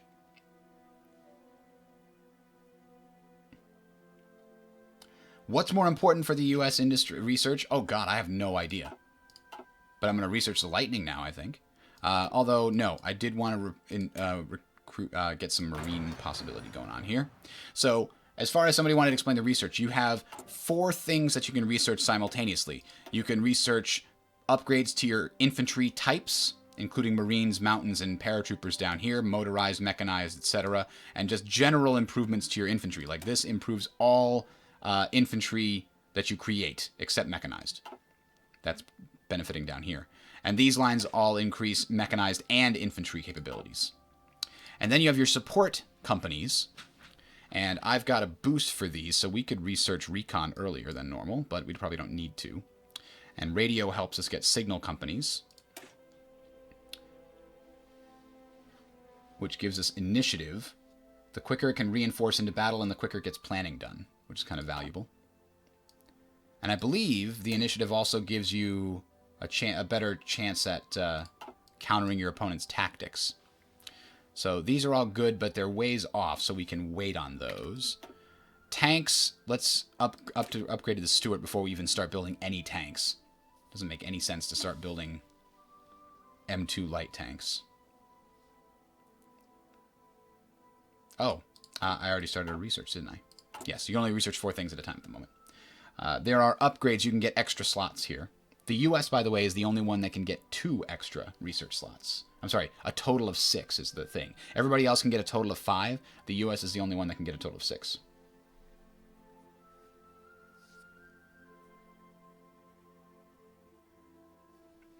Yeah, there's a ton of rubber in the Pacific. I don't know how I would take control over it. Oh no, disaster was narrowly averted. The Hindenburg is okay. These kind of randomized world events are kind of potentially ahistorical, but they're heavily weighted towards the historical variety. But yes, there is a ton of rubber. A ton of rubber in the Pacific. Huge quantities over here. Pretty much 90% of the world's rubber. All right, we're getting close to the thing we wanted over here. Let's get our Bureau of Ships going soon. Not quite yet. Next one. So this one will cause Canada, Chile, Colombia to gain under U.S. protection, making them much less likely to go away from democracy. But it causes Argentina, Bolivia, Brazil, and 7 others to start shifting towards democracy. So we could start a bunch of civil wars down there, including in Brazil, I guess, if Brazil is not already democratic. Although they're actually non-aligned. And they don't have elections. So they're just got a dictator, basically. But he's not a fascist dictator for some reason. All right, we've got a bunch of political power, and we're not using it. We should be using it. We're starting to research ships. So, an Atlantic fleet is going to give us benefits to carriers and capital ship armor and firepower. The Pacific fleet is going to give us bigger access to better carriers, because of the deck size and max range, and our screens get, and all other ships get max range increases. Wow. That's interesting. So we get more armor and bigger guns, or better carriers and longer range. That's the difference between the Atlantic and Pacific fleet. The coastal defense fleet gives our ships much lower production costs. You can build them a lot easier, faster. You can have a bigger, because if you have a huge border to cover to get rid of submarines, for example, it'd be easier to produce a lot of ships this way. They're just not as strong. Or we could increase raiding. Electric boat is better for raiding, but the deck size of your carriers go down. So it's all trade-offs here. Pacific fleet probably was the historical option.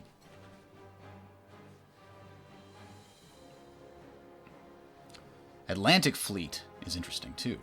Armor and naval firepower makes your battleship stronger. Let's go up with the Pacific fleet, because man, I love having bigger deck sizes.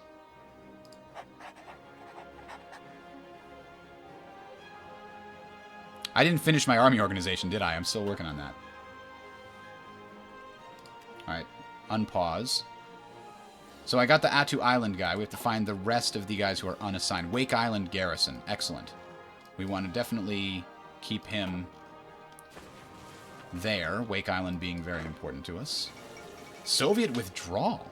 After a buildup of Japanese forces in Manchuria, the Soviet Union appears to have unexpectedly withdrawn units that were attached right alongside the border. This may be a bid by Moscow to avoid future confrontation with Japan, possibly triggered by the stinging memory of the defeat Russia endured in the Russo-Japanese War. Probably this will result in a lasting peace. Sure.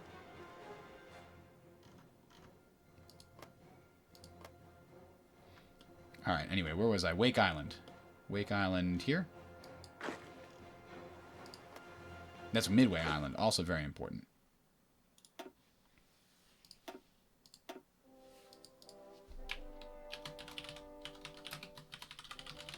Midway Garrison.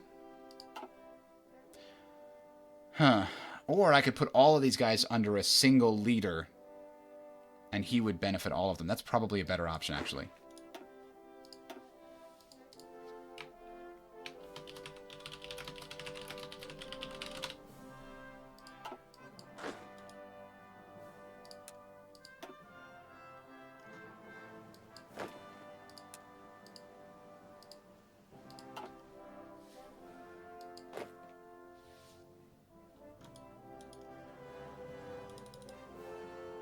Cannot change while it's being transported.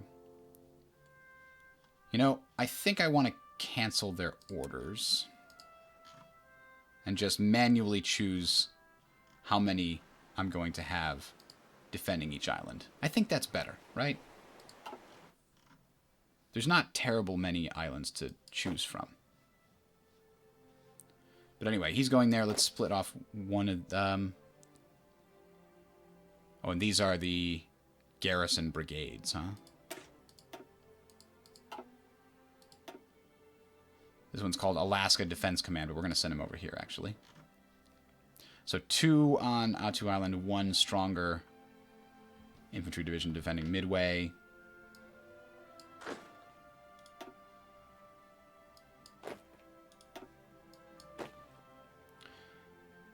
I assume we're going to include the Philippines, but we might want a bigger army here. Although we are working with the Philippine home island. Yeah, army organization is a tricky thing. I feel like I've got it down with the other countries that I've played, but you have to figure it out for every new country. Rip the timer. Oh, not rest in peace the timer. Hey, Ripper, look, there's a timer. The radars cover a circular area around them. All right, let's keep working down this design of ships.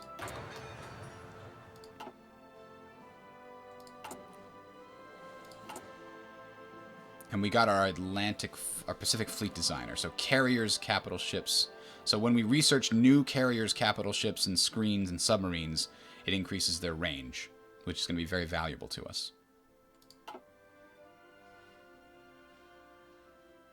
It is a very interesting game, and we haven't even started the war yet.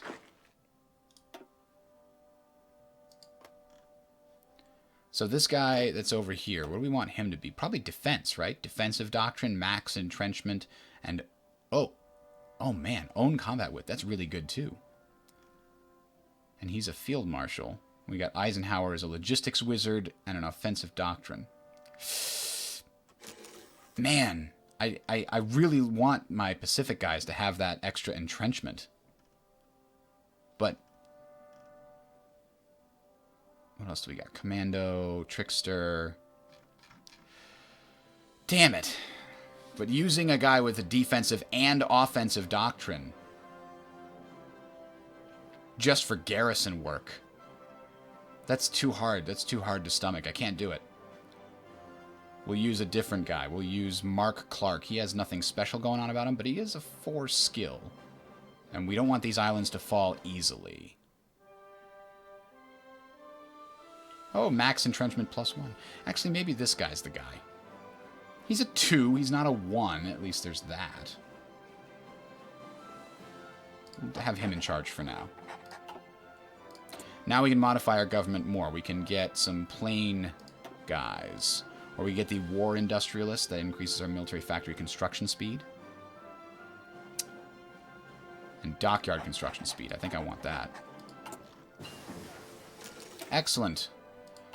Now let's continue researching these ships from 1936 that we don't know anything about.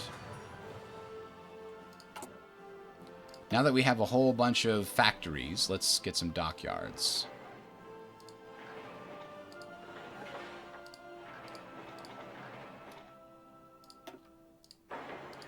Put more factories on the docket. And then we'll put a bunch more civilian factories on the docket, because by the time all these other factories are done, our civilian factories will be in sore need. Alright, so I've got lots of factories coming soon. Now, we've got the possibility of paratroopers now.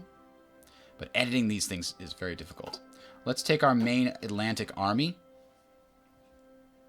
and let's start exercising them to get us more stuff. These guys have infantry, towed artillery, and support equipment. Infantry equipment's still way down, though. Crap. Well, as more of these military factories are come online, we'll improve that need.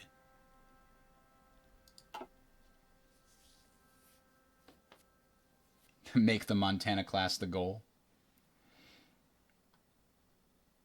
Yes, there is war in this game. Beware, it's coming. I keep forgetting to unpause. But it's unpaused now. Now let's go back to production. How's our dockyard situation here? We're constructing a bunch of Porpoise-class submarines. Those are good. Oh no, Amelia Earhart disappears.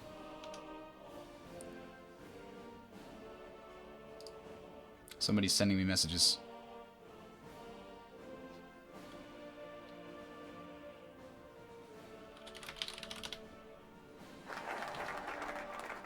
Pax Americana. Ooh, and the Marco Polo Bridge incident. And, oh my god, everything's popping up right now. Okay, we'll get to that in a second. So this is the thing that starts some tension between China and Japan. You can see world tension is slowly ratcheting up. We finished Pax Americana. Again, we don't have many options. We can start going down the Air War Plans Division, the Bureau of Ships, and we can start going for these. But I'm going to go for Bureau of Ships now, because we're going to need to start producing a lot more ships. And speaking of ships, let's see. We're getting all the good ones. We could go here, but that's got a pretty big ahead-of-time penalty. So that's no good right now. We'll start a naval doctrine. Convoy escorts. Destroy sub detection is good. Escort efficiency is up. Submarine operations. Or carrier primacy. Sortie efficiency plus 10%.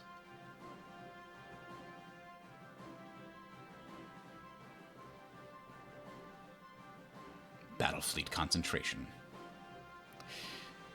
Maybe we don't need that. Maybe we need air doctrine. So I feel like operational integrity is good. It gives a lot of bonuses to tactical bombers, which allow us to do strategic bombing and ground support.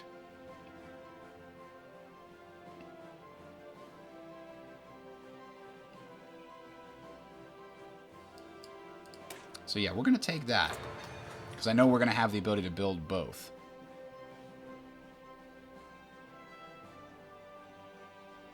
No, the newspaper articles generally don't have any impact on the game, except I believe if Amelia Earhart survives, she could become one of your ministers, if I'm not mistaken.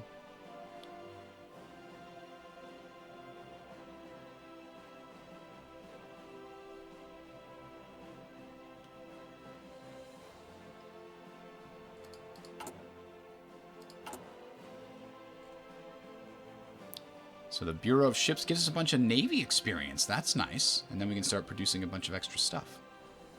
So we need to finish reorganizing our army, however.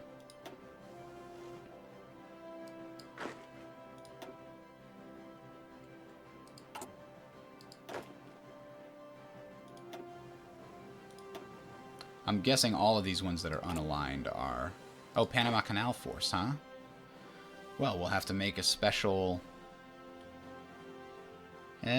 do we put them in with the Pacific Islands? I don't think so. We need to make them their own thing. In a new theater. Actually, we can put them in the Caribbean. The Caribbean will change the name of that to Central American.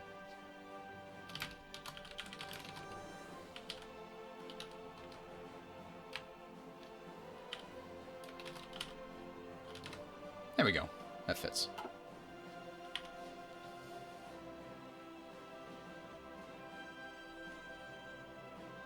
Yeah, I am. I'm trying to unlock. That's why I'm unlocking the ships. I want to start producing those. So our army organization has been completed. Right now, though, we could do a motorized divisions.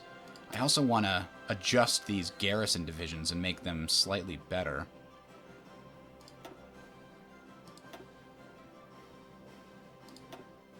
Give them a little artillery. That's not bad. Because mostly the enemy's going to be attacking with soft targets. They're not going to be navally invading with tanks, I don't think. Because if you look at the tank option here, it says, let's see. Oh, light tanks actually don't have any penalties?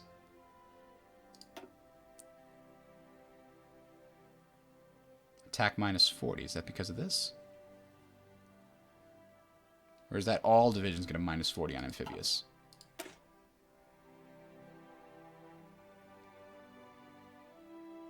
The engineer company gives us a plus. So no, it must just be the base tank. But usually when you hover over it, it tells you more.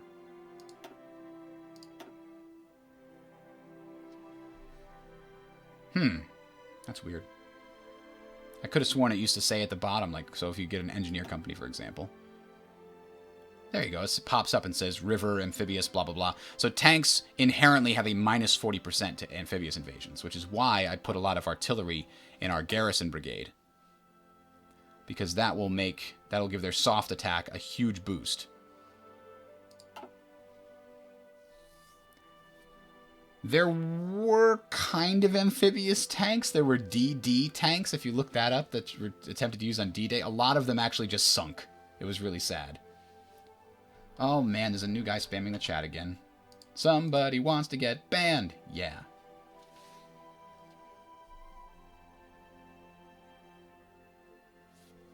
Alright. So I've adjusted my garrisons. And I want to change their... What symbol should we use for garrisons? I'm partial towards this wheel. Although in the last stream, my unicorns were my garrison divisions, but that was more like a suppression. Unicorns were a suppression division. So a garrison should be something else. Maybe a little peace wreath. Guys on an island. That's perfect. Island garrison, guys.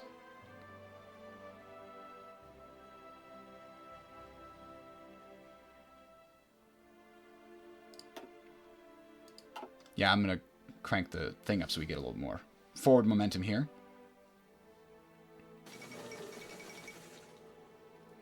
I don't know. I'm looking at doing maybe a multiplayer stream.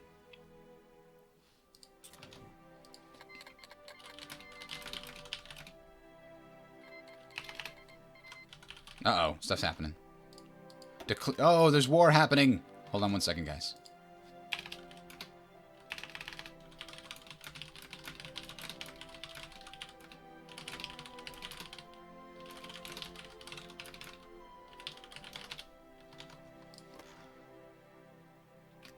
Alright, let's see. Oh, the Bureau of Ships is complete.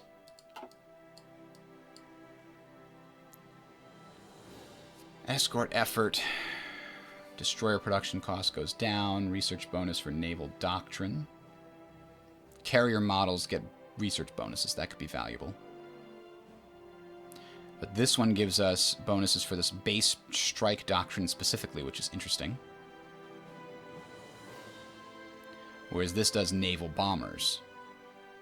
I like our battleships being really awesome, just super, like, if we're going to do island hopping, yeah, the carriers are great, but, man, battleships are great, too.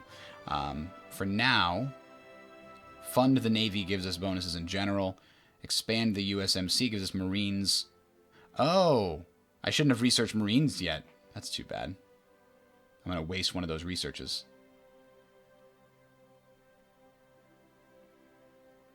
But I'm sure you guys want to see something interesting, so let's go down this tree and get Marines so that we can invade Venezuela. Yeah, I can't guarantee either. I can't guarantee anything because we have that extreme isolationism right now. Guarantee independence. Wow, it costs a ton. Because we already guarantee 21 nations, so each additional nation you guarantee costs more. And We were able to guarantee nations because of Pax Americana, a national focus. But guaranteeing any nation in the world currently requires world tension to be at 100% because of other problems. You also have to be a member of their faction, maybe? Because we are not a member of their faction. Does that imply that Poland has its own faction right now? Whoops. Yes. I believe so. Yeah, faction leader of this little faction. They have their own faction with Lithuania. Ha ha ha! That's interesting. Historical focus is off. Fug it. We don't need to join the Allies.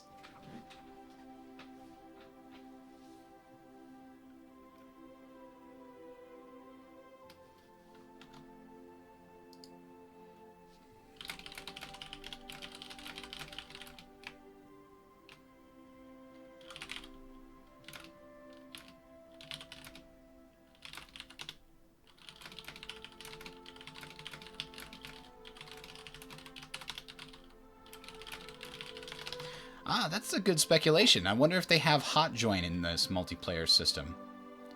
Stellaris had it. One would hope that this has it as well. All right, so let's unpause, get going fast here. We're going to try and get these submarines. Let's see. East Coast, East Coast, East Coast.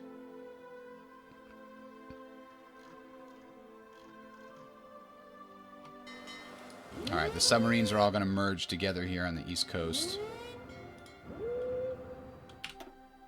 All right, and this I'm going to name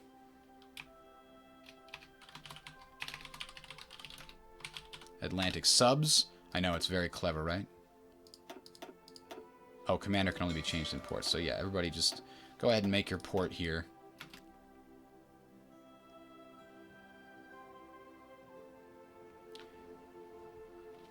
.5 out of 80, which is good. Let's get our commander here. Do we have any good Sea Wolf leaders? No. Blockade runner.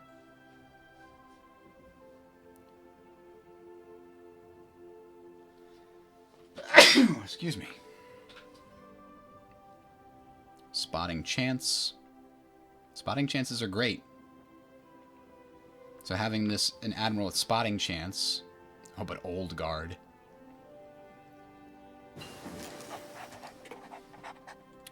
There's the research on the Marines that we were going to get for cheaper, but we didn't do for some reason. Let's get this because we're going to be going to war against Venezuela soon.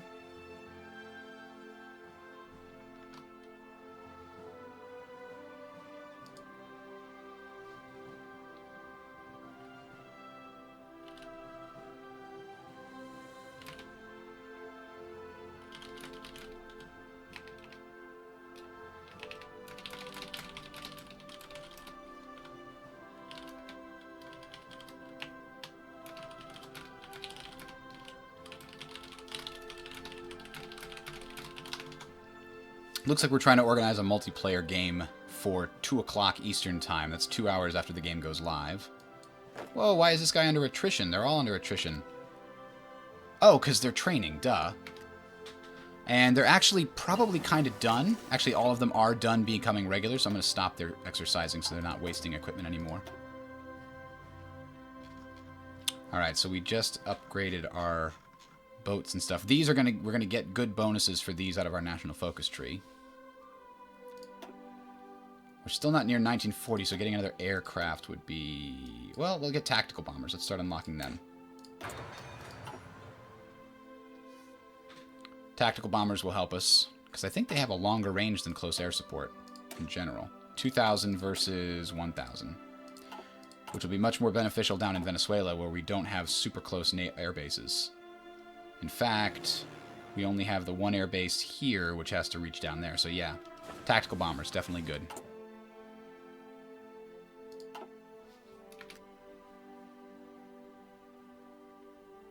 You're saying it doesn't have hot join. I wonder if you can save it and then reload it and then people can join that way. Probably. Anyway, my U-boat fleet, where is that?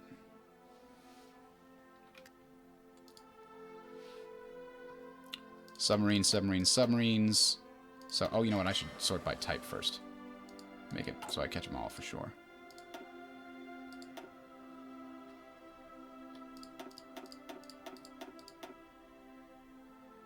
Oops, I grabbed cruiser and destroyers. Okay, so those guys are all going to base themselves out of Hawaii. I always go too damn far. Or, yeah, why not here? Out of Midway.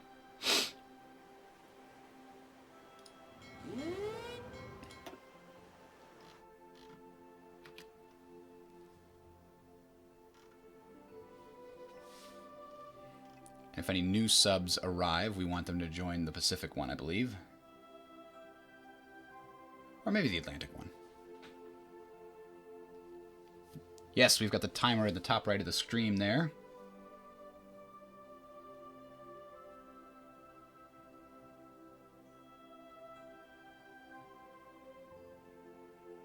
Is it as complicated? It's probably more complicated than EU4, but it's got a better tutorial, I would say. And the wiki is built into the game, makes it a little easier to get access to for people without multiple monitors. All right, so we've got 40 subs in this one. That's crazy.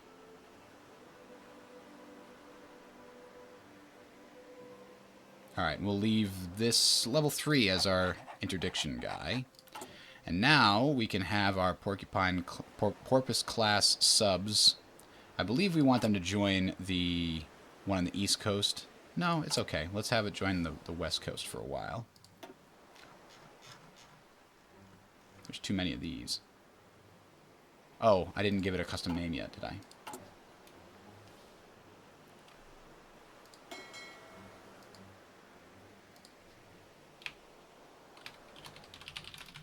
Pacific subs. How original.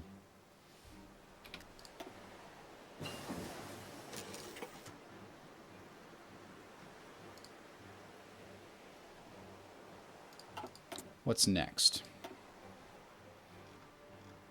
Ooh, we can get the Virginia-class battle cruiser. Now, this is interesting. Let's see what the difference between a battle cruiser and a battleship is. So the North Carolina is our battleship.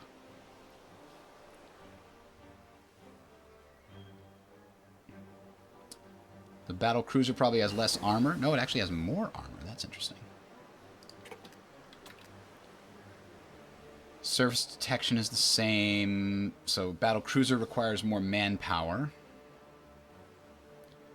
Fire range is higher. Shore bombard is higher. Oh, I'm sorry. This is a super heavy battleship I'm comparing it to. Duh. It's just flat out better, but it costs more production. My bad, guys.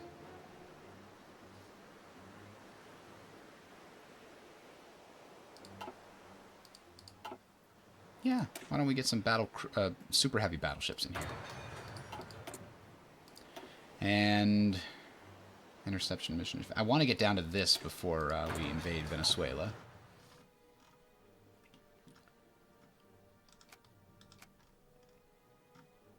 And then what can we do to our standard Marine division to make... Oops, stop that. Now, there's only a few guys in a standard Marine division. We need to make that bigger. And an engineer company could be valuable, but damn, we don't have the experience. We almost do, though. We'll be able to change this soon.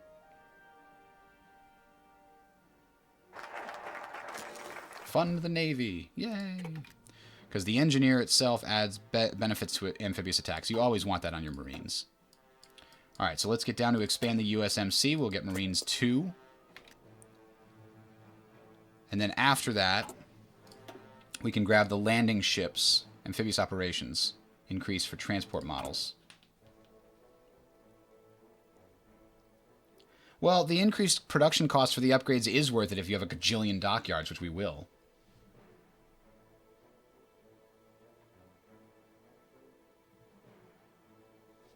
Jackawalls, that's kind of hilarious.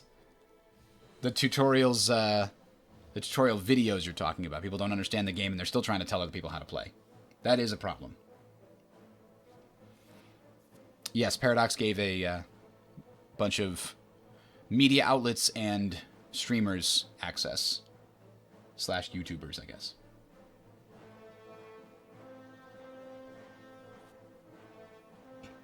The tutorial in this game is pretty good. It walks you through the various things, and the systems in this game, much like Europa Universalis 4, except for the trade system, much of the systems in this game, in Hearts of Iron 4, make a lot of sense, and you can usually learn what they do by hovering over them. Like, oh, political advisor, what is this? Oh, it costs this much and it does this for me. Like, they're usually fairly self-explanatory. This trade deal opinion fact guy, if you want to trade with somebody, you can trade more and better. Well, just more. If they have a high opinion of you, so that guy helps.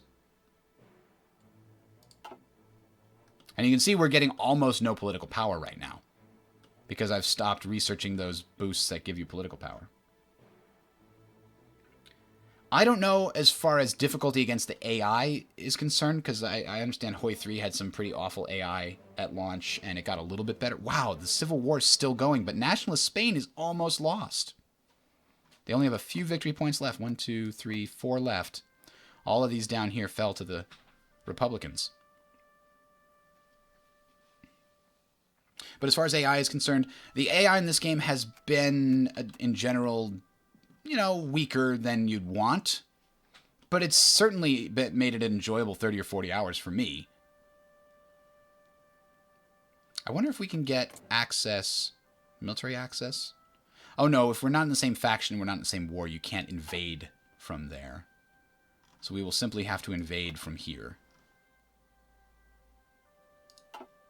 Now, how's this airbase? It's 800. We're going to want some more planes down there. So let's improve this airbase. I think each airbase step gives you an extra 200 planes. Let's do one more.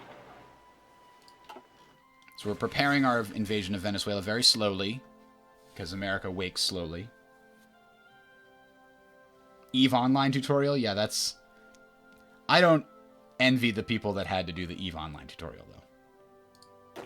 That's going to be incredibly difficult. Okay. So Field Marshal Douglas MacArthur has offensive and defensive doctrine, but Eisenhower has supply consumption benefits. I think he is going to be our main infantry leader, where we have to worry about supply. So you know what? I wish I could look at this army and know how much supply they're going to cost me. It shows how much the weight of the divisions are. 72 hours of extra supply. Used to be 48. I guess that's changed.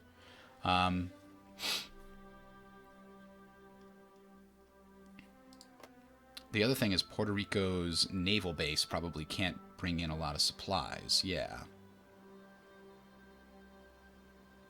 So that's problematic.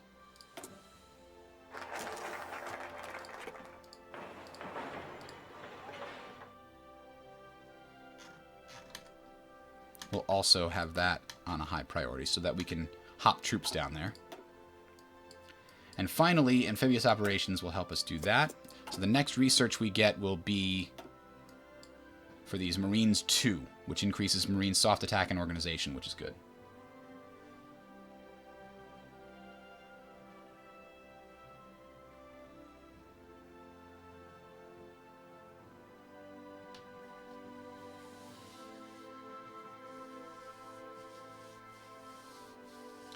Yeah, Philippe, the AI has so far been fairly easy. I've won every game that I've played, even when I made mistakes, and that's the main criticism people have, is the AI is not good enough to punish you for your mistakes. And I think that's going to change in patches, and it's absolutely going to be different in multiplayer.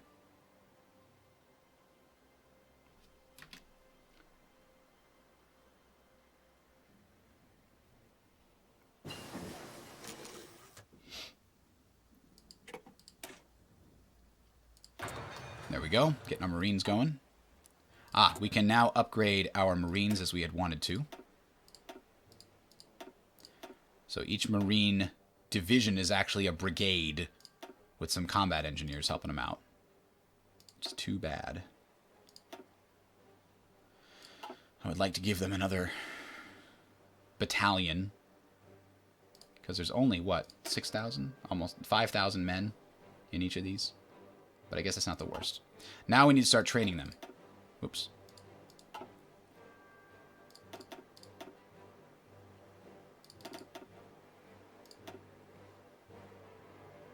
Yeah, that'll be good. We'll do 3 invasions of 3 Marines each. Uh-oh. Something's happened in the world. It looks like China's fighting back hard, and the puppet of Japan has been defeated. It appears, though, if a country capitulates, but then their capital is recaptured by their allies, they come back as a country.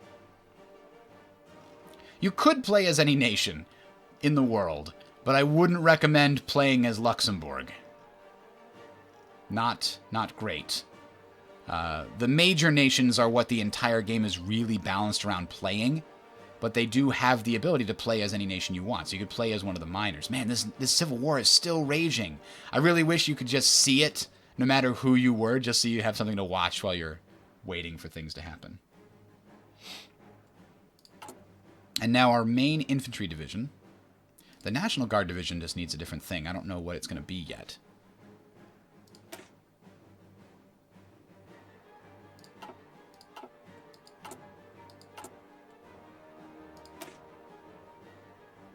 It's got a ton of infantry. It'll be like our shock division.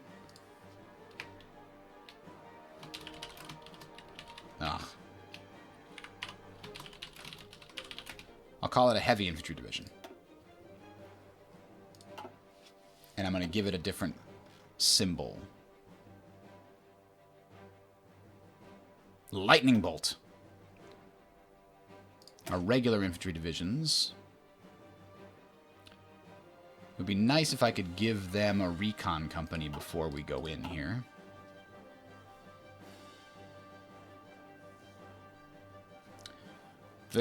So you have the cadet version, which is just the game plus the pre-order bonuses that you get for all versions, like the music packs. The Colonel version gives you some tank models that are shown in the game. If we zoom in here, you can see infantry. There they are. This guy here. But interesting. But if it's a tank army, you'll see a generic tank model there. But if you get the Colonel edition, you'll have special German-flavored tanks and British-flavored tanks and American-flavored tanks, I think. Whatever the tank packs say they do for different countries. So that's what the Colonel edition does. The Field Marshal edition also, in addition to that, you're essentially buying access to the first 2 expansions and all cosmetic content that is related to the first 2 expansions. I think, yeah, maybe the Colonel model also gives you ship models. So my heavy infantry divisions are really more like my regular infantry divisions. I wonder why it's kind of backwards. Maybe I should have a light infantry division.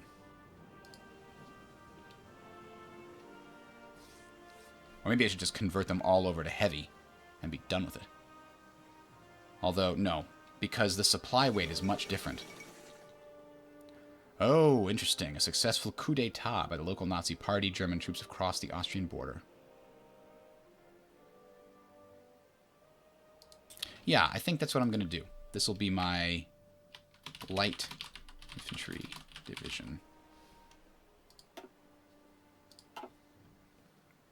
And if I can get enough amphibious operations, excellent. So we're one step closer now.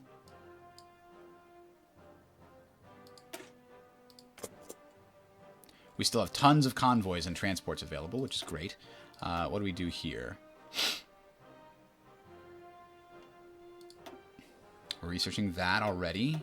It's 1938, so we can definitely research the industrial stuff now. We'll get construction next. I hope. We'll send these boys down to Florida in preparation for the move.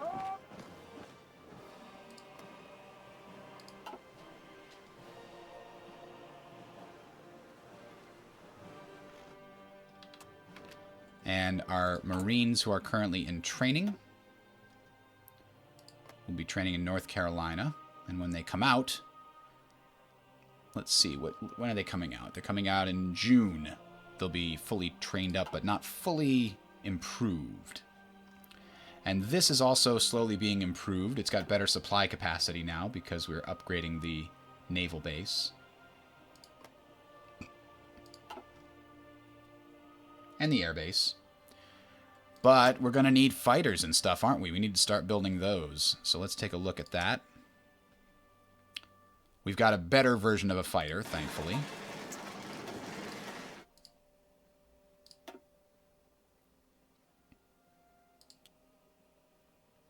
And then we're also going to want some of those tactical bombers for assistance here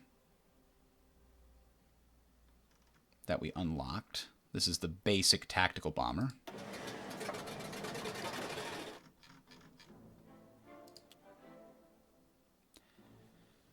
Our infantry is finally filled, so we'll back off on that and have some tactical bombers start. Fighter baiting. This is what I was hoping to get. Ground support plus 10% for this operation. That'll be fantastic. But we still need a lot more military factories.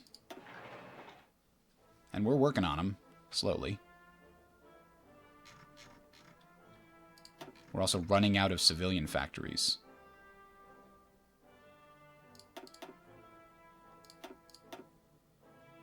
There we go. Because more and more of them are sucked up into this consumer goods nonsense. But we can't get rid of that without world tension being much higher. In order to go to just a plain civilian economy, we have to, cannot replace it.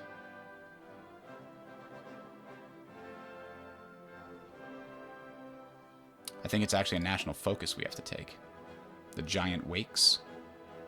Yes, change economy law to civilian economy. So world tension has to be 40%. As soon as that happens, we need to...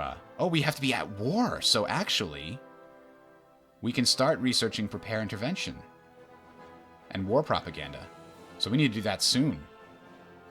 Because German Reich or Japan, this is actually true now.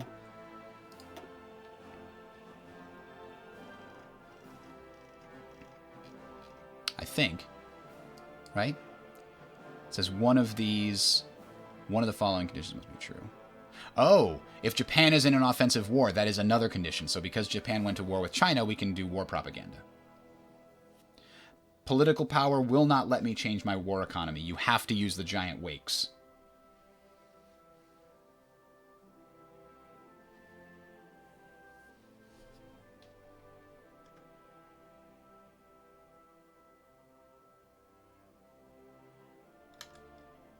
So the supply thing is not just is not the number of divisions, it's the supply capacity for this area. So 24 supply capacity, but each division has a different amount of supply that it eats, I guess you could say. So this division uses 0.81 supply. But if you have a heavy armor division, it's going to use a lot more supply. So that's something to consider. This is not a direct correlation to division size. But you can also see how the supply system works. The local supply is whatever is locally available. It's based on the local supply base, which I think is based on the factory slots and or population. And that can't be improved. And then there are other limiting factors. In this case, incoming supply is limited right now by the naval base. It can also be limited by infrastructure in a state if you're doing land-based supply. So if we look over here, this says 15 local supply, because it has a local supply base of 10 due to the main slots, I guess.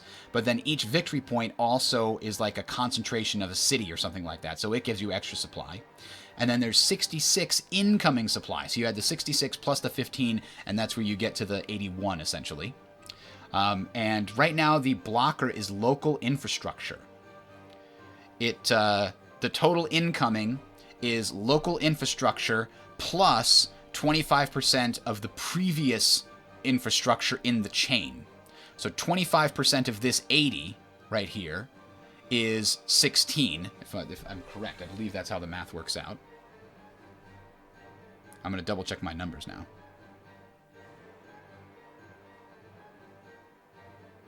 $80 times 0.25 is 20.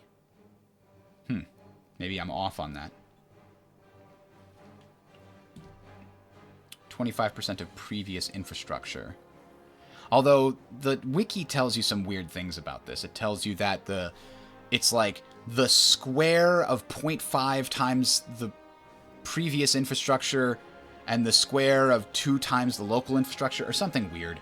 But the idea is the infrastructure in this province impacts how much supply goes into this province, I guess is what it comes down to. Yay, Marines too. Wait, no, not 91. Local infrastructure in this province is only 64. That's what it is. Okay, hang on. I bet you 64.20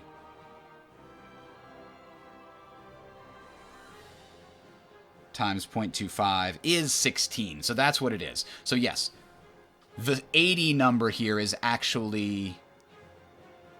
What is the 80 number up here? I actually don't know. It's weird. There's no numbers that should make that go to 80. I don't think. We've got 64 and 26, but those together equal 91.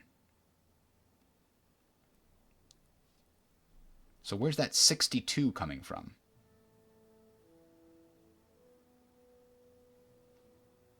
Interesting. Although, in the end, what matters is the local control of the state, control of incoming edge provinces also gives you a boost to the local area supply, I believe. And then the previous state in the chain back to your capital also matters. So in this case, if we're looking down here, the main thing is we're not doing land supply, we're doing naval supply. So the local naval base is the limit right now. You get 3 supply can go through a naval base per naval base level. So we have 7 naval base levels, so we get 21 possible supply here from outside sources. Now, I believe that's the highest level naval base. I don't think... I think if you have a state, for example, like Florida... Ooh, the Molotov-Ribbentrop Pact. So that gives both Germany and the Soviet Union tank advance research.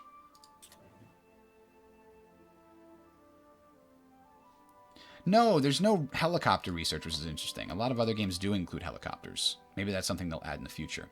But because there are multiple naval bases in Florida, if I invaded Florida and controlled more than one naval base, I believe that would improve my supply input.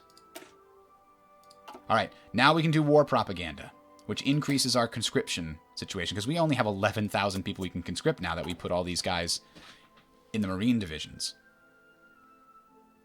And in fact...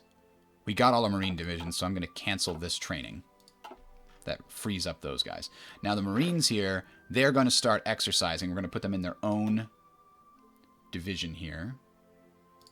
Give them a good general. Not a field marshal, because we don't have that many of them. Let's see. We don't want to give him Panzer leader. Engineer helps you against river attacks, but isn't there a guy for about being out of supply? Thought we had an out of supply guy. This one, Commando.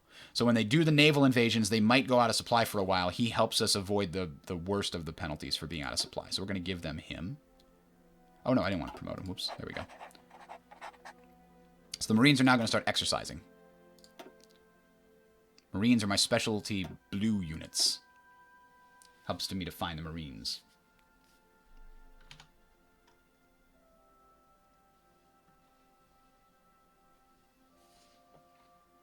Yeah, I believe you're listening to... the music here does have the additional songs.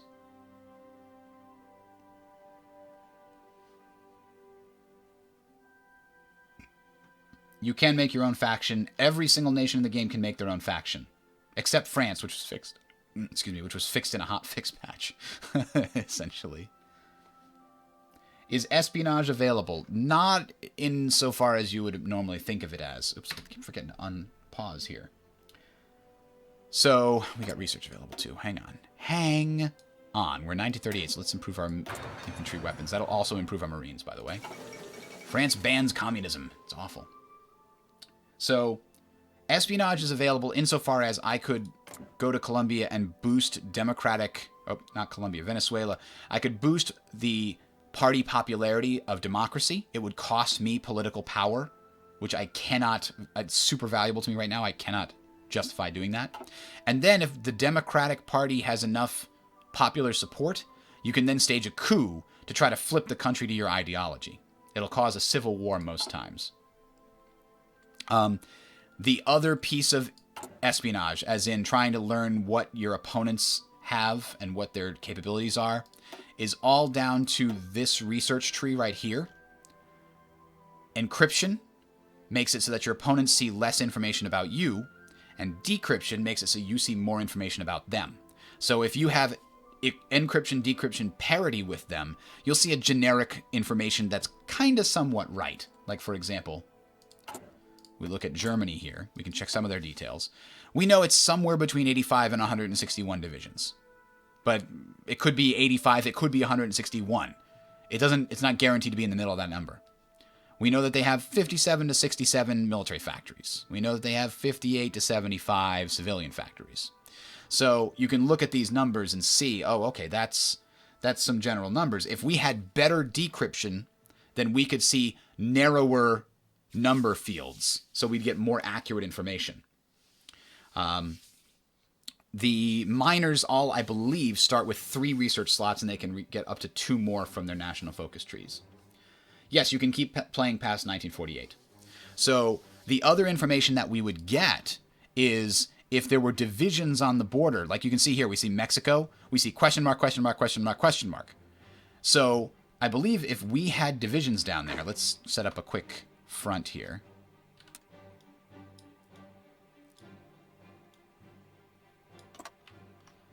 If we have divisions over there, we might start seeing numbers, and we might start seeing types of divisions that the Mexicans have on the border.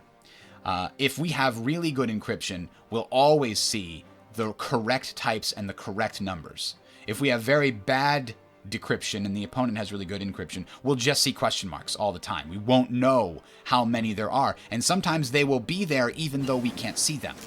So that's how the espionage system, the intelligence system works at the moment. We're going to get some more construction power here.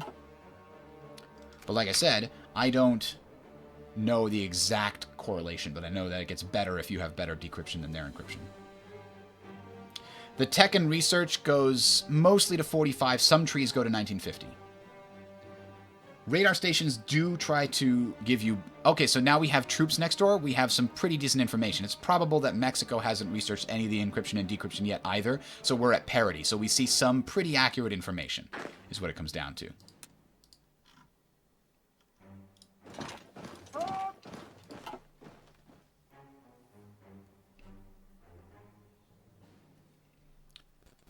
Yeah, and the miners have a generic national focus tree. So it has nothing flavorful about the nation. They all get the same exact one that you're looking at now. This tree is all about army effort. This is all about aviation stuff and bonuses there. This is the naval effort. This is the industrial tree. This is the political tree. So they all have these sort of generic methods by which they can go down. And to be honest, all the major nations that have their own customized tree, they all look kind of like this. They just have better names. Like the American tree, you have, oh, here's the one for air stuff. Here's the one for naval stuff. Here's a political one. Here's another political one. Here's the one for industrial stuff down this section and science. And here's more industrial stuff. But because we're America, we have a lot of stuff locked behind the fact that we have to be at war in order to get stuff. Or the world tension has to be ratcheted up. Or there has to be an aggressive war raged by one of those other countries. I haven't done any radar research yet. Just to be honest, I'm not really concerned about anybody attacking me. If Mexico tries to do it, it'll be hilarious. Now, I never finished reorganizing my... I'm actually going to take all of my other ships that are not subs. Put them into one fleet, then split that fleet up as needed. So let's send it near to Panama. Everybody go to Panama. Once they all get there, I can group the fleets together. Excavation? Maybe. They'll send more resources out to trade. The Sudeten crisis? Oh, Sudeten border on Czechoslovakia. That's right. Sudetenland. Time seems to be running out for peaceful solutions. Both Britain and the Allies uttering stern warnings. Wait a minute. So Germany didn't get the Sudetenland as part of the deal there? Oh, hey, look at that. Republican Spain finally won. All right, we got war propaganda now. That gave us more military manpower here. Now we can start preparing intervention. This will finally get rid of that isolation. It's extreme isolation. And it'll go down to regular isolation, which is other penalties that aren't quite as bad. And it gives us Lend-lease tension limit minus 25%. So yeah, let's look at it right now. We have undisturbed isolation, which is just crushingly slow to military factory construction speed and output. And then civilian consumer goods go way down when you go to a civilian economy, but we're not going to go to that stage. We have to go through another thing. No divisions in basic training. I know. There's no divisions worth training basically right now. End of the Spanish Civil War. Mexico is non-aligned, but we did a national focus, which is increasing their democratic support. So they might flip to democratic through to a civil war or maybe just a coup. Oh! The Reich declared war on Czechoslovakia because they didn't give in. The question is, will France and Britain step in to help?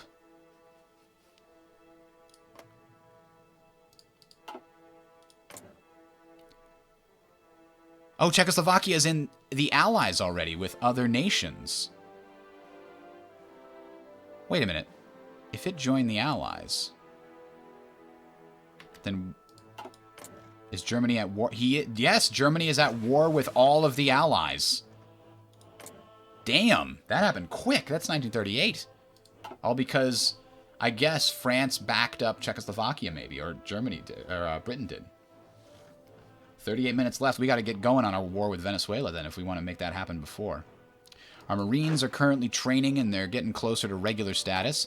And I believe our next focus is going to be the preemptive intervention on Venezuela. We're getting our ships organized. We're now producing some tactical bombers, which is good. And we need to produce fighters next. Let's lay off on infantry equipment a little bit more. The fall of Nanjing. Because we have a decent stockpile of infantry equipment. Now we've improved our infantry equipment. Let's improve our support weapons. Low echelon support. Our tactical bombers are now going to be much better at supporting us. Engineering. Let's go with decryption. Making it easier for us to see what's going on in Venezuela. Ooh. Hang on. Whoa, lots of stuff happening. German Reich took one state. Luxembourg was annexed. Because Luxembourg is not in the Allies. Right? But wait, why does it look like that's... France controls it?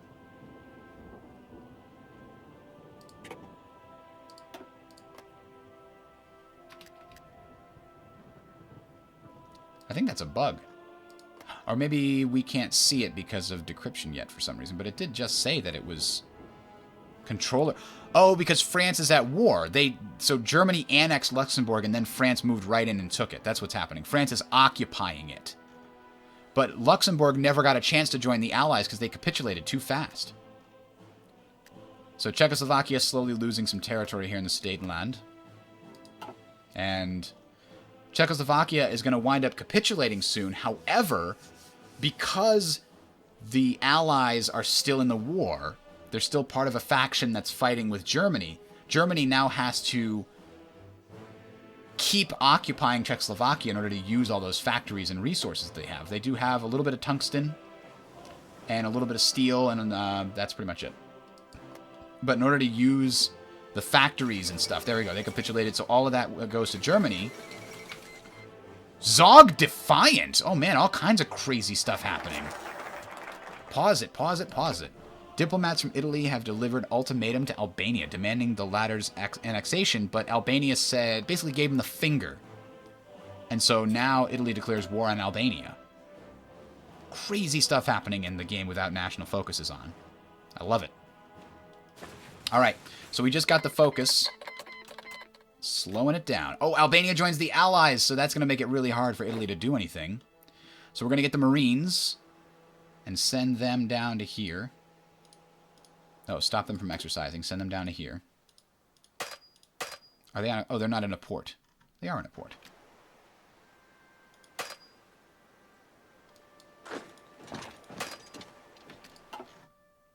I should be able to send them down here. Oh, that's France, not U.S. It looks like U.S., but it is not. Only U.S. territories are Puerto Rico there. Yep. So I guess we have to do this island hopping style. Everybody to Puerto Rico. Now, where's that fleet I mentioned? Aha. So we should now have 3 fleets. Nope. Pacific subs is correct.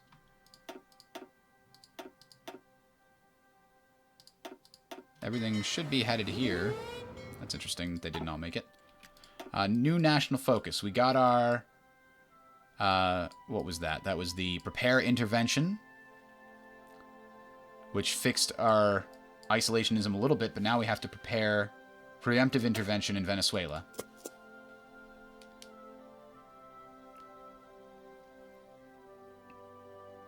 Why is the game launching so late in the day?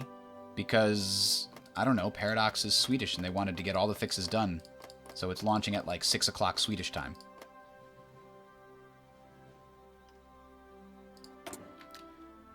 So you can give missions to your fighters that are on the carrier? Like I can give them missions to give air support here? That's cool. Now they're all standing by again. So I could have the fighters off the coast of Venezuela actually performing air operations in Venezuela. Very cool. I didn't actually know that.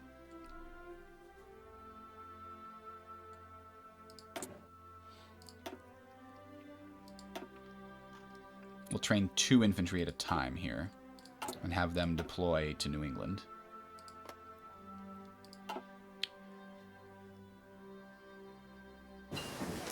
Yeah, if you're on YouTube, you can pull the slider back and watch it from the beginning. YouTube has a great DVR feature, essentially. Now, we need to get some land doctrine bonuses here, don't we? Defense plus 20% for them. Now, we've got the Marines. We're going to start planning. How's the supply situation here? Oh, the Marines don't have any weight at all. That's easy. So, how are we going to do this with the Marines? We got to deal with... this is Venezuela. So, the Marines are going to need a plan. Do we go straight for the capital? I think we go for this naval base over here. And then push through. We could try going straight for the capital. What do you guys think? Capital? Or should we try to land somewhere else first and establish a bridgehead? The capital is probably going to be defended. In fact, we can get more information if we send our fleet over there. Let's do that first. Let's explore. Venezuela's fascist. That's what I have against Venezuela. They have no elections. We need to bring them democracy. That's all, folks.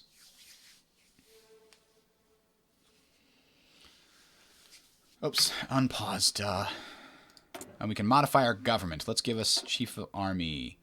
Eisenhower gives us division attack, division recovery rate, and division training time reduction for George Marshall. Those are all good.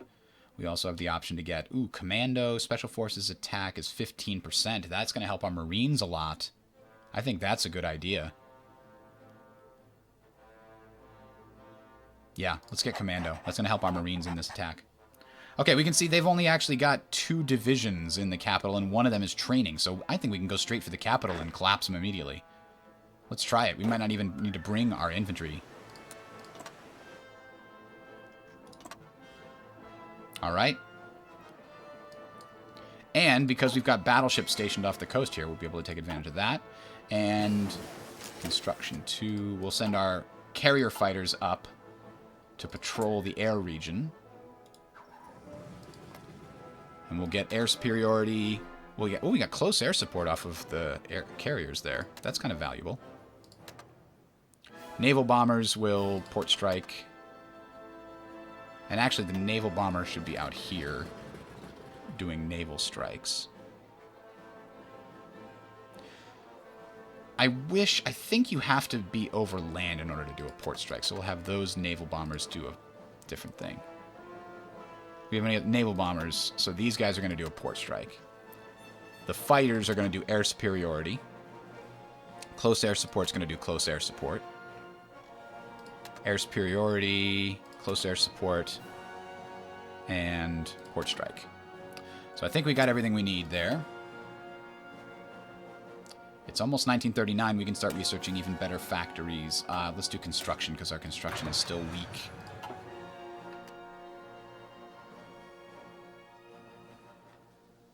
There is a pretty strong amphibious assault modifier if we just look at our regular divisions. Oh, no. So there is a strong assault modifier. These modifiers here are actually showing benefits from all the things here. So the actual... The engineers add plus 25% to amphibious attacks, but there is a flat penalty as well for amphibious invasions. But I'm using Marines, and Marines already have the extra tools necessary. So because I have Marines and an engineering company, the Marines are going to have a plus 75% to their attack. And I think the penalty for amphibious invasions is like minus 30 or 50%, somewhere in that range. We'll see when this is done. All we have to do is finish this preemptive intervention. And by the way, don't worry, Venezuela, these are just exercises. It's all exercises here. Did I finish reorganizing my navy? No.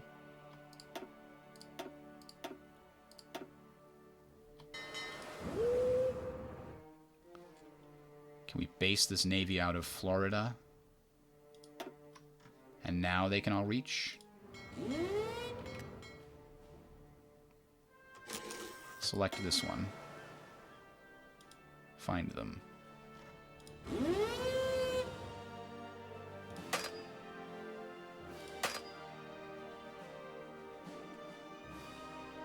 Oh, the destroyers can't make it all the way over there. Interesting. Can't I give them like a rebase option to rebase to Panama? Yes. They can go to their new base. That's how we rebase them.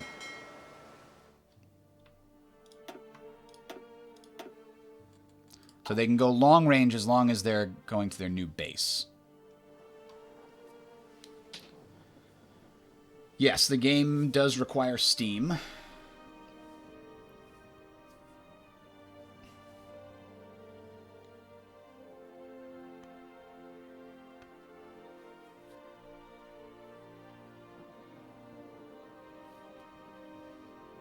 Alright, we're short on resources again. What? Rubber. Why rubber? Because of our aircraft production? It's okay, we're only short on 1 rubber. But actually it's not okay, we got plenty of civilian factories to trade away. So let's upgrade this to get more rubber. Because we're actually going to be putting more civilian factories online in order to get more fighters here anyway. The United Kingdom announces Balkan Diplomatic Initiative. It's preparing their strategy.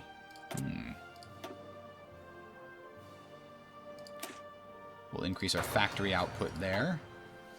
How close are we? Almost there. All right. Preemptive intervention. We now have a puppet casus belli on Venezuela. Meanwhile, I'm going to go back to here and see. We can do the giant wakes. That fixes our economy, finally. And I believe the Great Depression ends Let's see. I believe it ends at a certain date.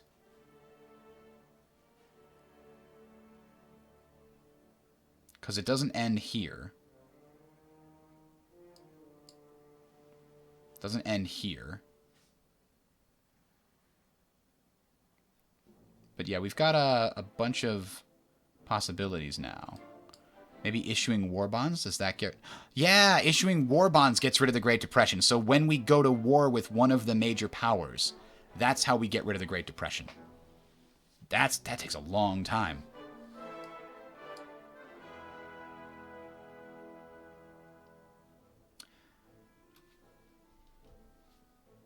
Oh god, I got so many new messages and stuff to check. So once the game goes live, guys, in 24 minutes, we will be essentially... I'm going to rebase some tactical bombers here as well. Give us extra support. We never built any tactical bombers. I see. Yeah, we're building 4 per week. Why does it say we don't have any? It says we have 103. Oh, they're not in the reserves. They're somewhere else. Give me 1 second.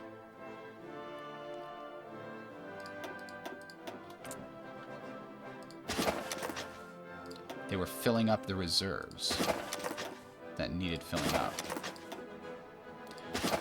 I'm actually going to get rid of all of these.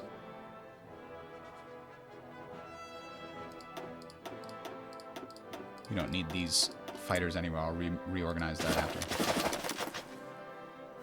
Oh no, I didn't want to take them off the Ranger. Dang it. Carrier close air support and carrier naval bomber. And carrier fighter. My bad. Sorry, USS Ranger.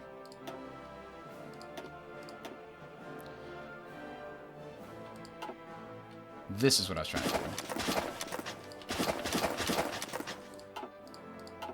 Now I need to tell the poor USS Ranger to send its forces back out.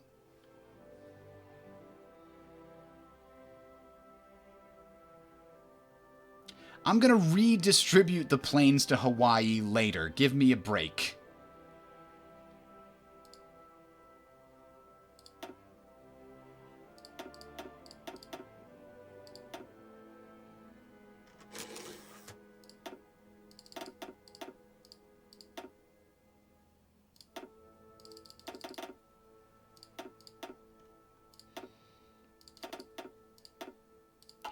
Unfortunately, we're not producing any...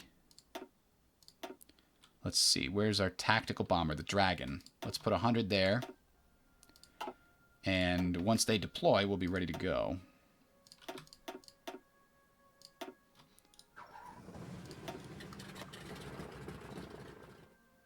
Naval strike.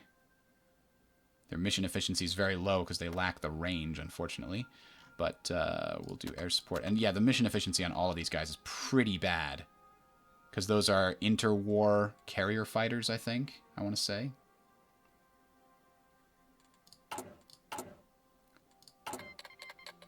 Yugoslavia has joined the Allies because Germany declared war on them. Yes, the Fifi is an interwar carrier fighter. I need to research some more better planes. Because these ones have awful range. Let's go look real quick. What do they have for range? 456 kilometers. Not very far. 560, 800. So the carriers have a lot lower range than the others. But now that this plane is ready, it can, I believe, yes.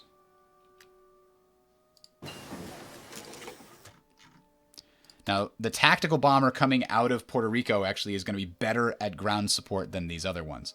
So we're ready. We're ready to launch this baby. We're going to declare war on Venezuela. We've got all of our planes in place. We've got our ships, naval support. The invasion is about to begin. The United States has called Philippines as our ally because they're our puppet, and we declared war on Venezuela. Now we're going to tell these guys who have been preparing for this for a long time. Oh no! It's 55 out of the 63 days needed. Oh, I did it too early. I thought for sure they'd be ready. Okay, we have another way of doing this. we split these guys, and we hold them. So now the other 5 are going to hold back. Now we have enough, but we lack sufficient... Okay. Shazbot. Let's split out some of these ships. The heavy cruisers... How about the light cruisers? And destroyers are going to be split out as a separate fleet. And they need to patrol this sea zone. There we go. Now we have superiority. So now we can execute this plan. Go, go, go! We need to get there before they get any reinforcements to the capital. So now we've got these... So let's see. Do we have air superiority here? We have clear air superiority here. Looks like. Whoa! No way! No way! Venezuela joined Poland's faction. But will Poland come to their aid? I don't think so. I'm surprised Poland accepted them into the faction. You're just going to get them killed, Poland. What are you doing? You're crazy. As long as Poland doesn't actually join, then I can just finish my Oh, there it is. Poland has joined. We have to go take out Poland. Why? That's crazy. You're not even fascist. Why did you let them join you? I guess we are going to go take out Poland. This is a weird game. That'll make it easier to take out Germany later, but, you know, we got to spread democracy, and Poland clearly is against democracy. They are non-aligned. And they hold no election, so Poland is actually a dictatorship? Wait a minute. Is this the guy who's supposed to start in charge? I think he might have taken over in an election or something. I don't think he starts in charge of Poland in 36. All right, so... Lithuania is going to start doing naval invasions of the U.S. or some nonsense. Okay. So, here's the combat screen for those of you that are new to it. Yeah, this is weird. So you can see here we have several advantages in our favor. We have the decryption advantage, which gives us a combat boost. Plus 5% to our attack and defense. We have air support, which gives us this close air support you can see here automatically. Also gives a bonus to our units on the ground. So this is ground support, that's air support. I finally figured out the difference. Having close air support makes your units on the ground perform better. That's the air support modifier. The ground support bonus modifier. You'll see some ministers say ground support bonus and some say air support bonus, and that has always confused the hell out of me. Because isn't that the same thing? No. Air support makes your ground troops fight better. Ground support is when the planes directly damage the enemy. That's your close air support and your tactical bombers directly damaging the enemy. So not only do they do directly damage the enemy, they make your ground troops fight better. And of course, the enemy's fighting worse because we have air superiority and shore bombardment.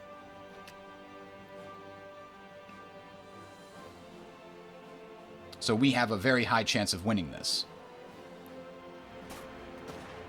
And we are using the close quarters attack versus they have a close quarters strong point, which is actually not working well for us. Called Latvia into the war. I'm going to find out Latvia's invading Washington soon, aren't I? This is insane. I was not prepared for this. You are not prepared. How about we just garrison the eastern seaboard for a while? Just to be safe.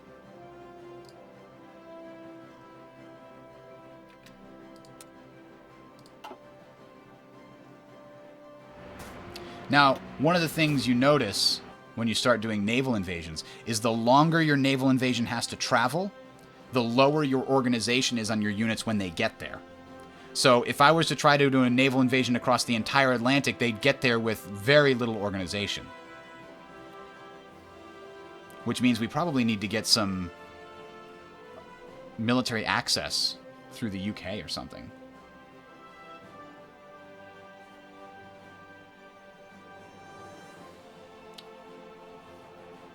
Alright, so this is slowly going in our favor. The color, by the way, dictates whether the game predicts that you're going to win or lose as long as the current systems say the same. And you can see we now have 100 active bombers, 41 close support planes, and a bunch of active fighters. And we did it. We've landed. We've taken the capital. How close are they to capitulating? Very close. We took a lot of their victory points. They have 85% national unity, so we need a total of 85% of their victory points before they will capitulate. But now we can bring the rest of the Marines on. And maybe we'll bring a small portion of these guys down. Split them off from the main group.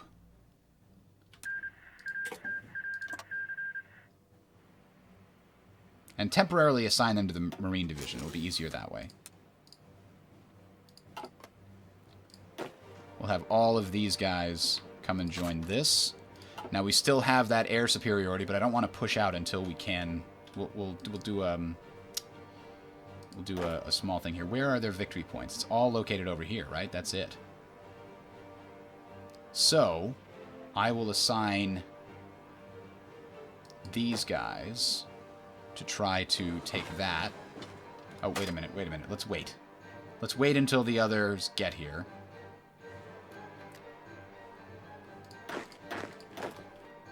Yeah, they're on their way down. Or actually, the infantry will be stronger, now that I think about it. The heavy infantry division will be stronger than the Marines, because they have a lot more men, and they have artillery support. 112 soft attack versus 43 soft attack. So the Marines will hold the beach, and those other three divisions will push towards the last point there. Meanwhile, I meant to fully group up all of my non-subs.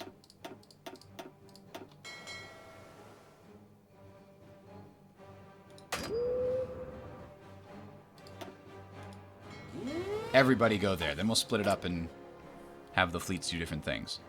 We've got more factories coming online. Let's continue to produce infantry equipment.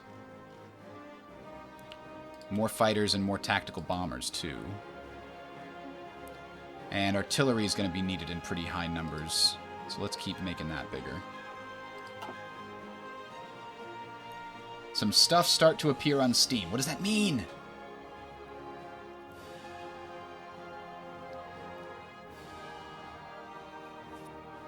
It still says 12 minutes left. Is it in the game launched?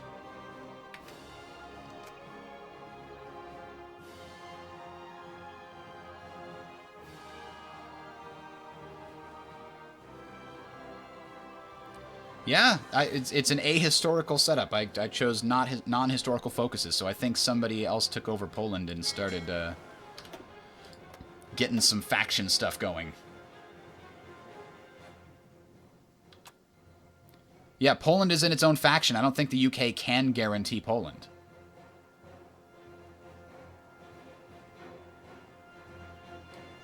Okay, so now that we've got this, once these guys finish, we're going to give them a little plan. Take that. And we're actually going to assign half of the Marines to help with that.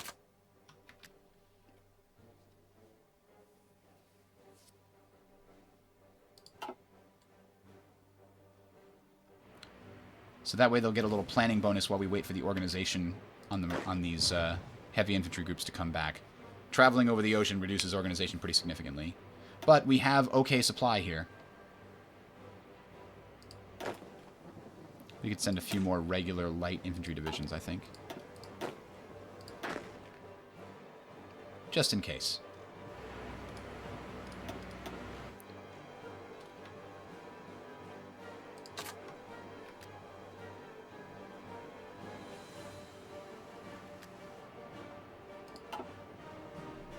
We can do it! We've got 10 minutes left before the launch. Why in the world would Poland create a faction? Because they wanted protection, and Lithuania agreed to join them. In fact, it's all of the Baltic plus Poland plus Venezuela for some reason. Those dictators need to stick together, you know. No elections, no elections, no elections. All these are dictators. Venezuela is outright fascist, though, which is interesting that they would wind up joining Poland and not Germany. But maybe Germany said no because they didn't want to get a war with me. There's a soundtrack with... oh, well, you get the extra DLCs, but you're right. Maybe not a soundtrack. All right, I think we're ready. Execute the order. Go, go, go. We're probably taking... Ooh. Claims memo. We're probably taking, by the way, too much caution. And I haven't actually looked. What's the situation in France? France still took a little bit of Luxembourg. Germany must not be focusing on them at all. Italy is fighting them, though. All right. The giant wakes has finally happened. Limited intervention increases our conscription law and allows us to send volunteers, but we're already in a war. We can't issue war bonds because we're not in a war with a heavy-duty deal, but we can do military construction. Gives us military factories and a bunch of extra infrastructure. And that's going to lead to US ACE projects as well. And we wanted to get... Where was the thing that got rid of our awful... Was it the giant wakes? Oh, no, it was... Yes. Issue war bonds gets rid of the Great Depression. What will I do with Poland? I don't know. Probably set up a puppet. Or liberate them. Here we go. We're splitting up. We're spreading out.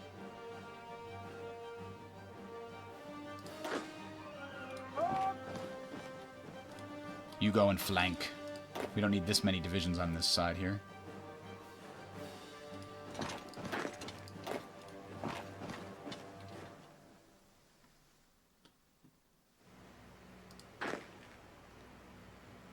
Why aren't they fighting that? Oh, there we go. Now the fighting broke out. All right, so we're going to finish off Venezuela, and I'll save the game and maybe pick this back up in the future. Because it's certainly interesting. France didn't invade Luxembourg. Germany declared war on Luxembourg and invaded and forced them to capitulate before they could even join the Allies. But then France, right after Luxembourg capitulated and was annexed by Germany, France moved in and grabbed it and occupied it. So now it's actually a piece of Germany that's occupied by France. So that's what happened over there.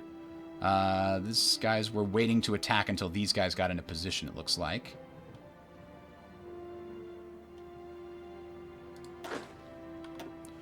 We don't need that many people over here. Let's help push this attack on this side.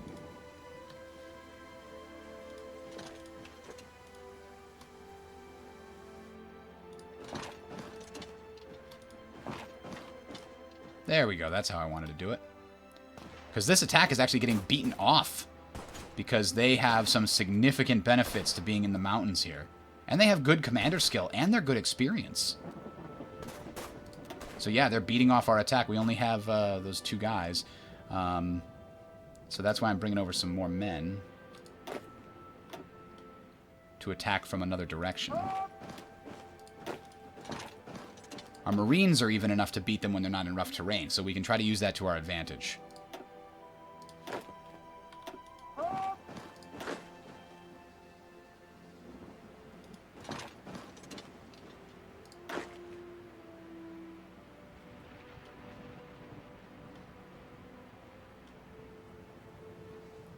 Huh. Yeah, I need to hit this province from more directions so that we can fit more stuff on the front. That's why I'm going after these. If we can finish this guy off...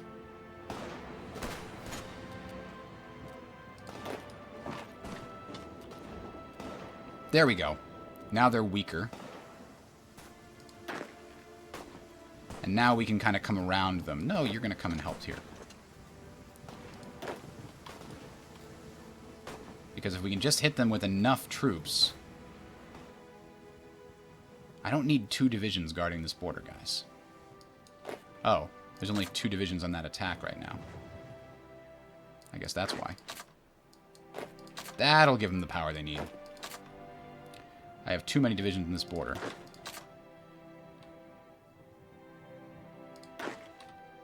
Six should be enough to hold that. Yeah, we've got way too many. 3 is over there.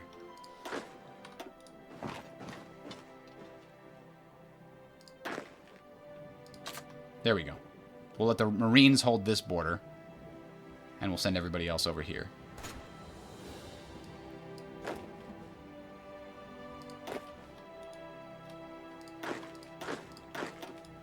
Again, attacking from multiple directions allows you to get more troops on the front. The mountains actually reduce the width, but because we're attacking from multiple directions, the combat width gets increased. So we can fit more of our divisions on the front line. But man, there's still... These are really, really good. We're still getting beaten back there, but let's cut them off from supply. Because it looks like, even though they have the 4 divisions in the mountains... Ooh.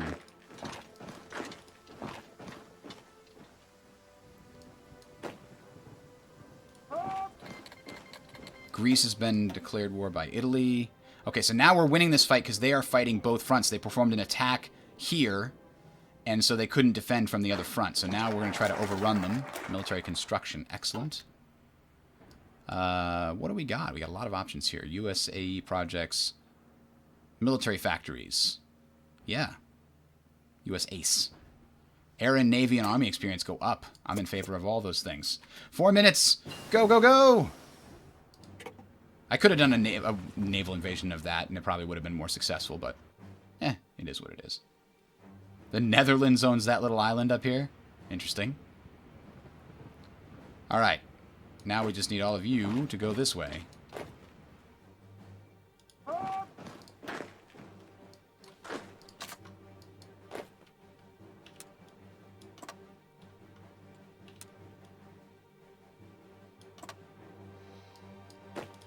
It's the last straw. Get them. Oh, they don't have much left. Too much was cut off. And they are about to fall. The big red one is coming for the end. All right, as soon as we take that, we're done. They're moving in. It's going to fall.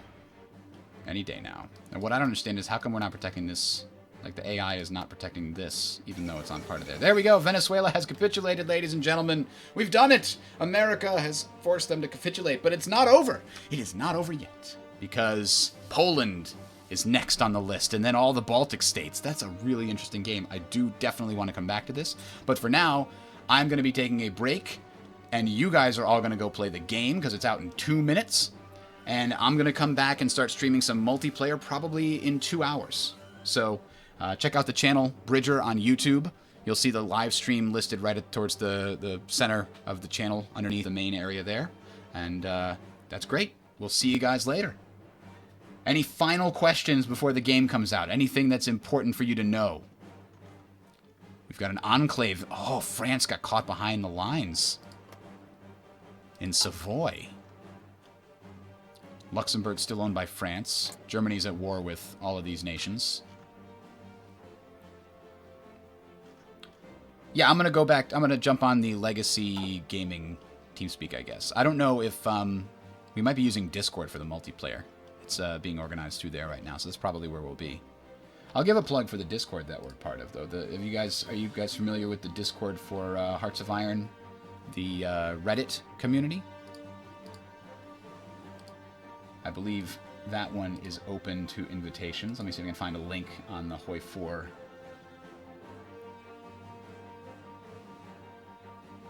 Let's see, other resources.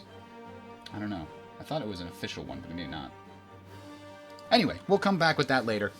Have a good one, guys. We'll see you in a couple hours.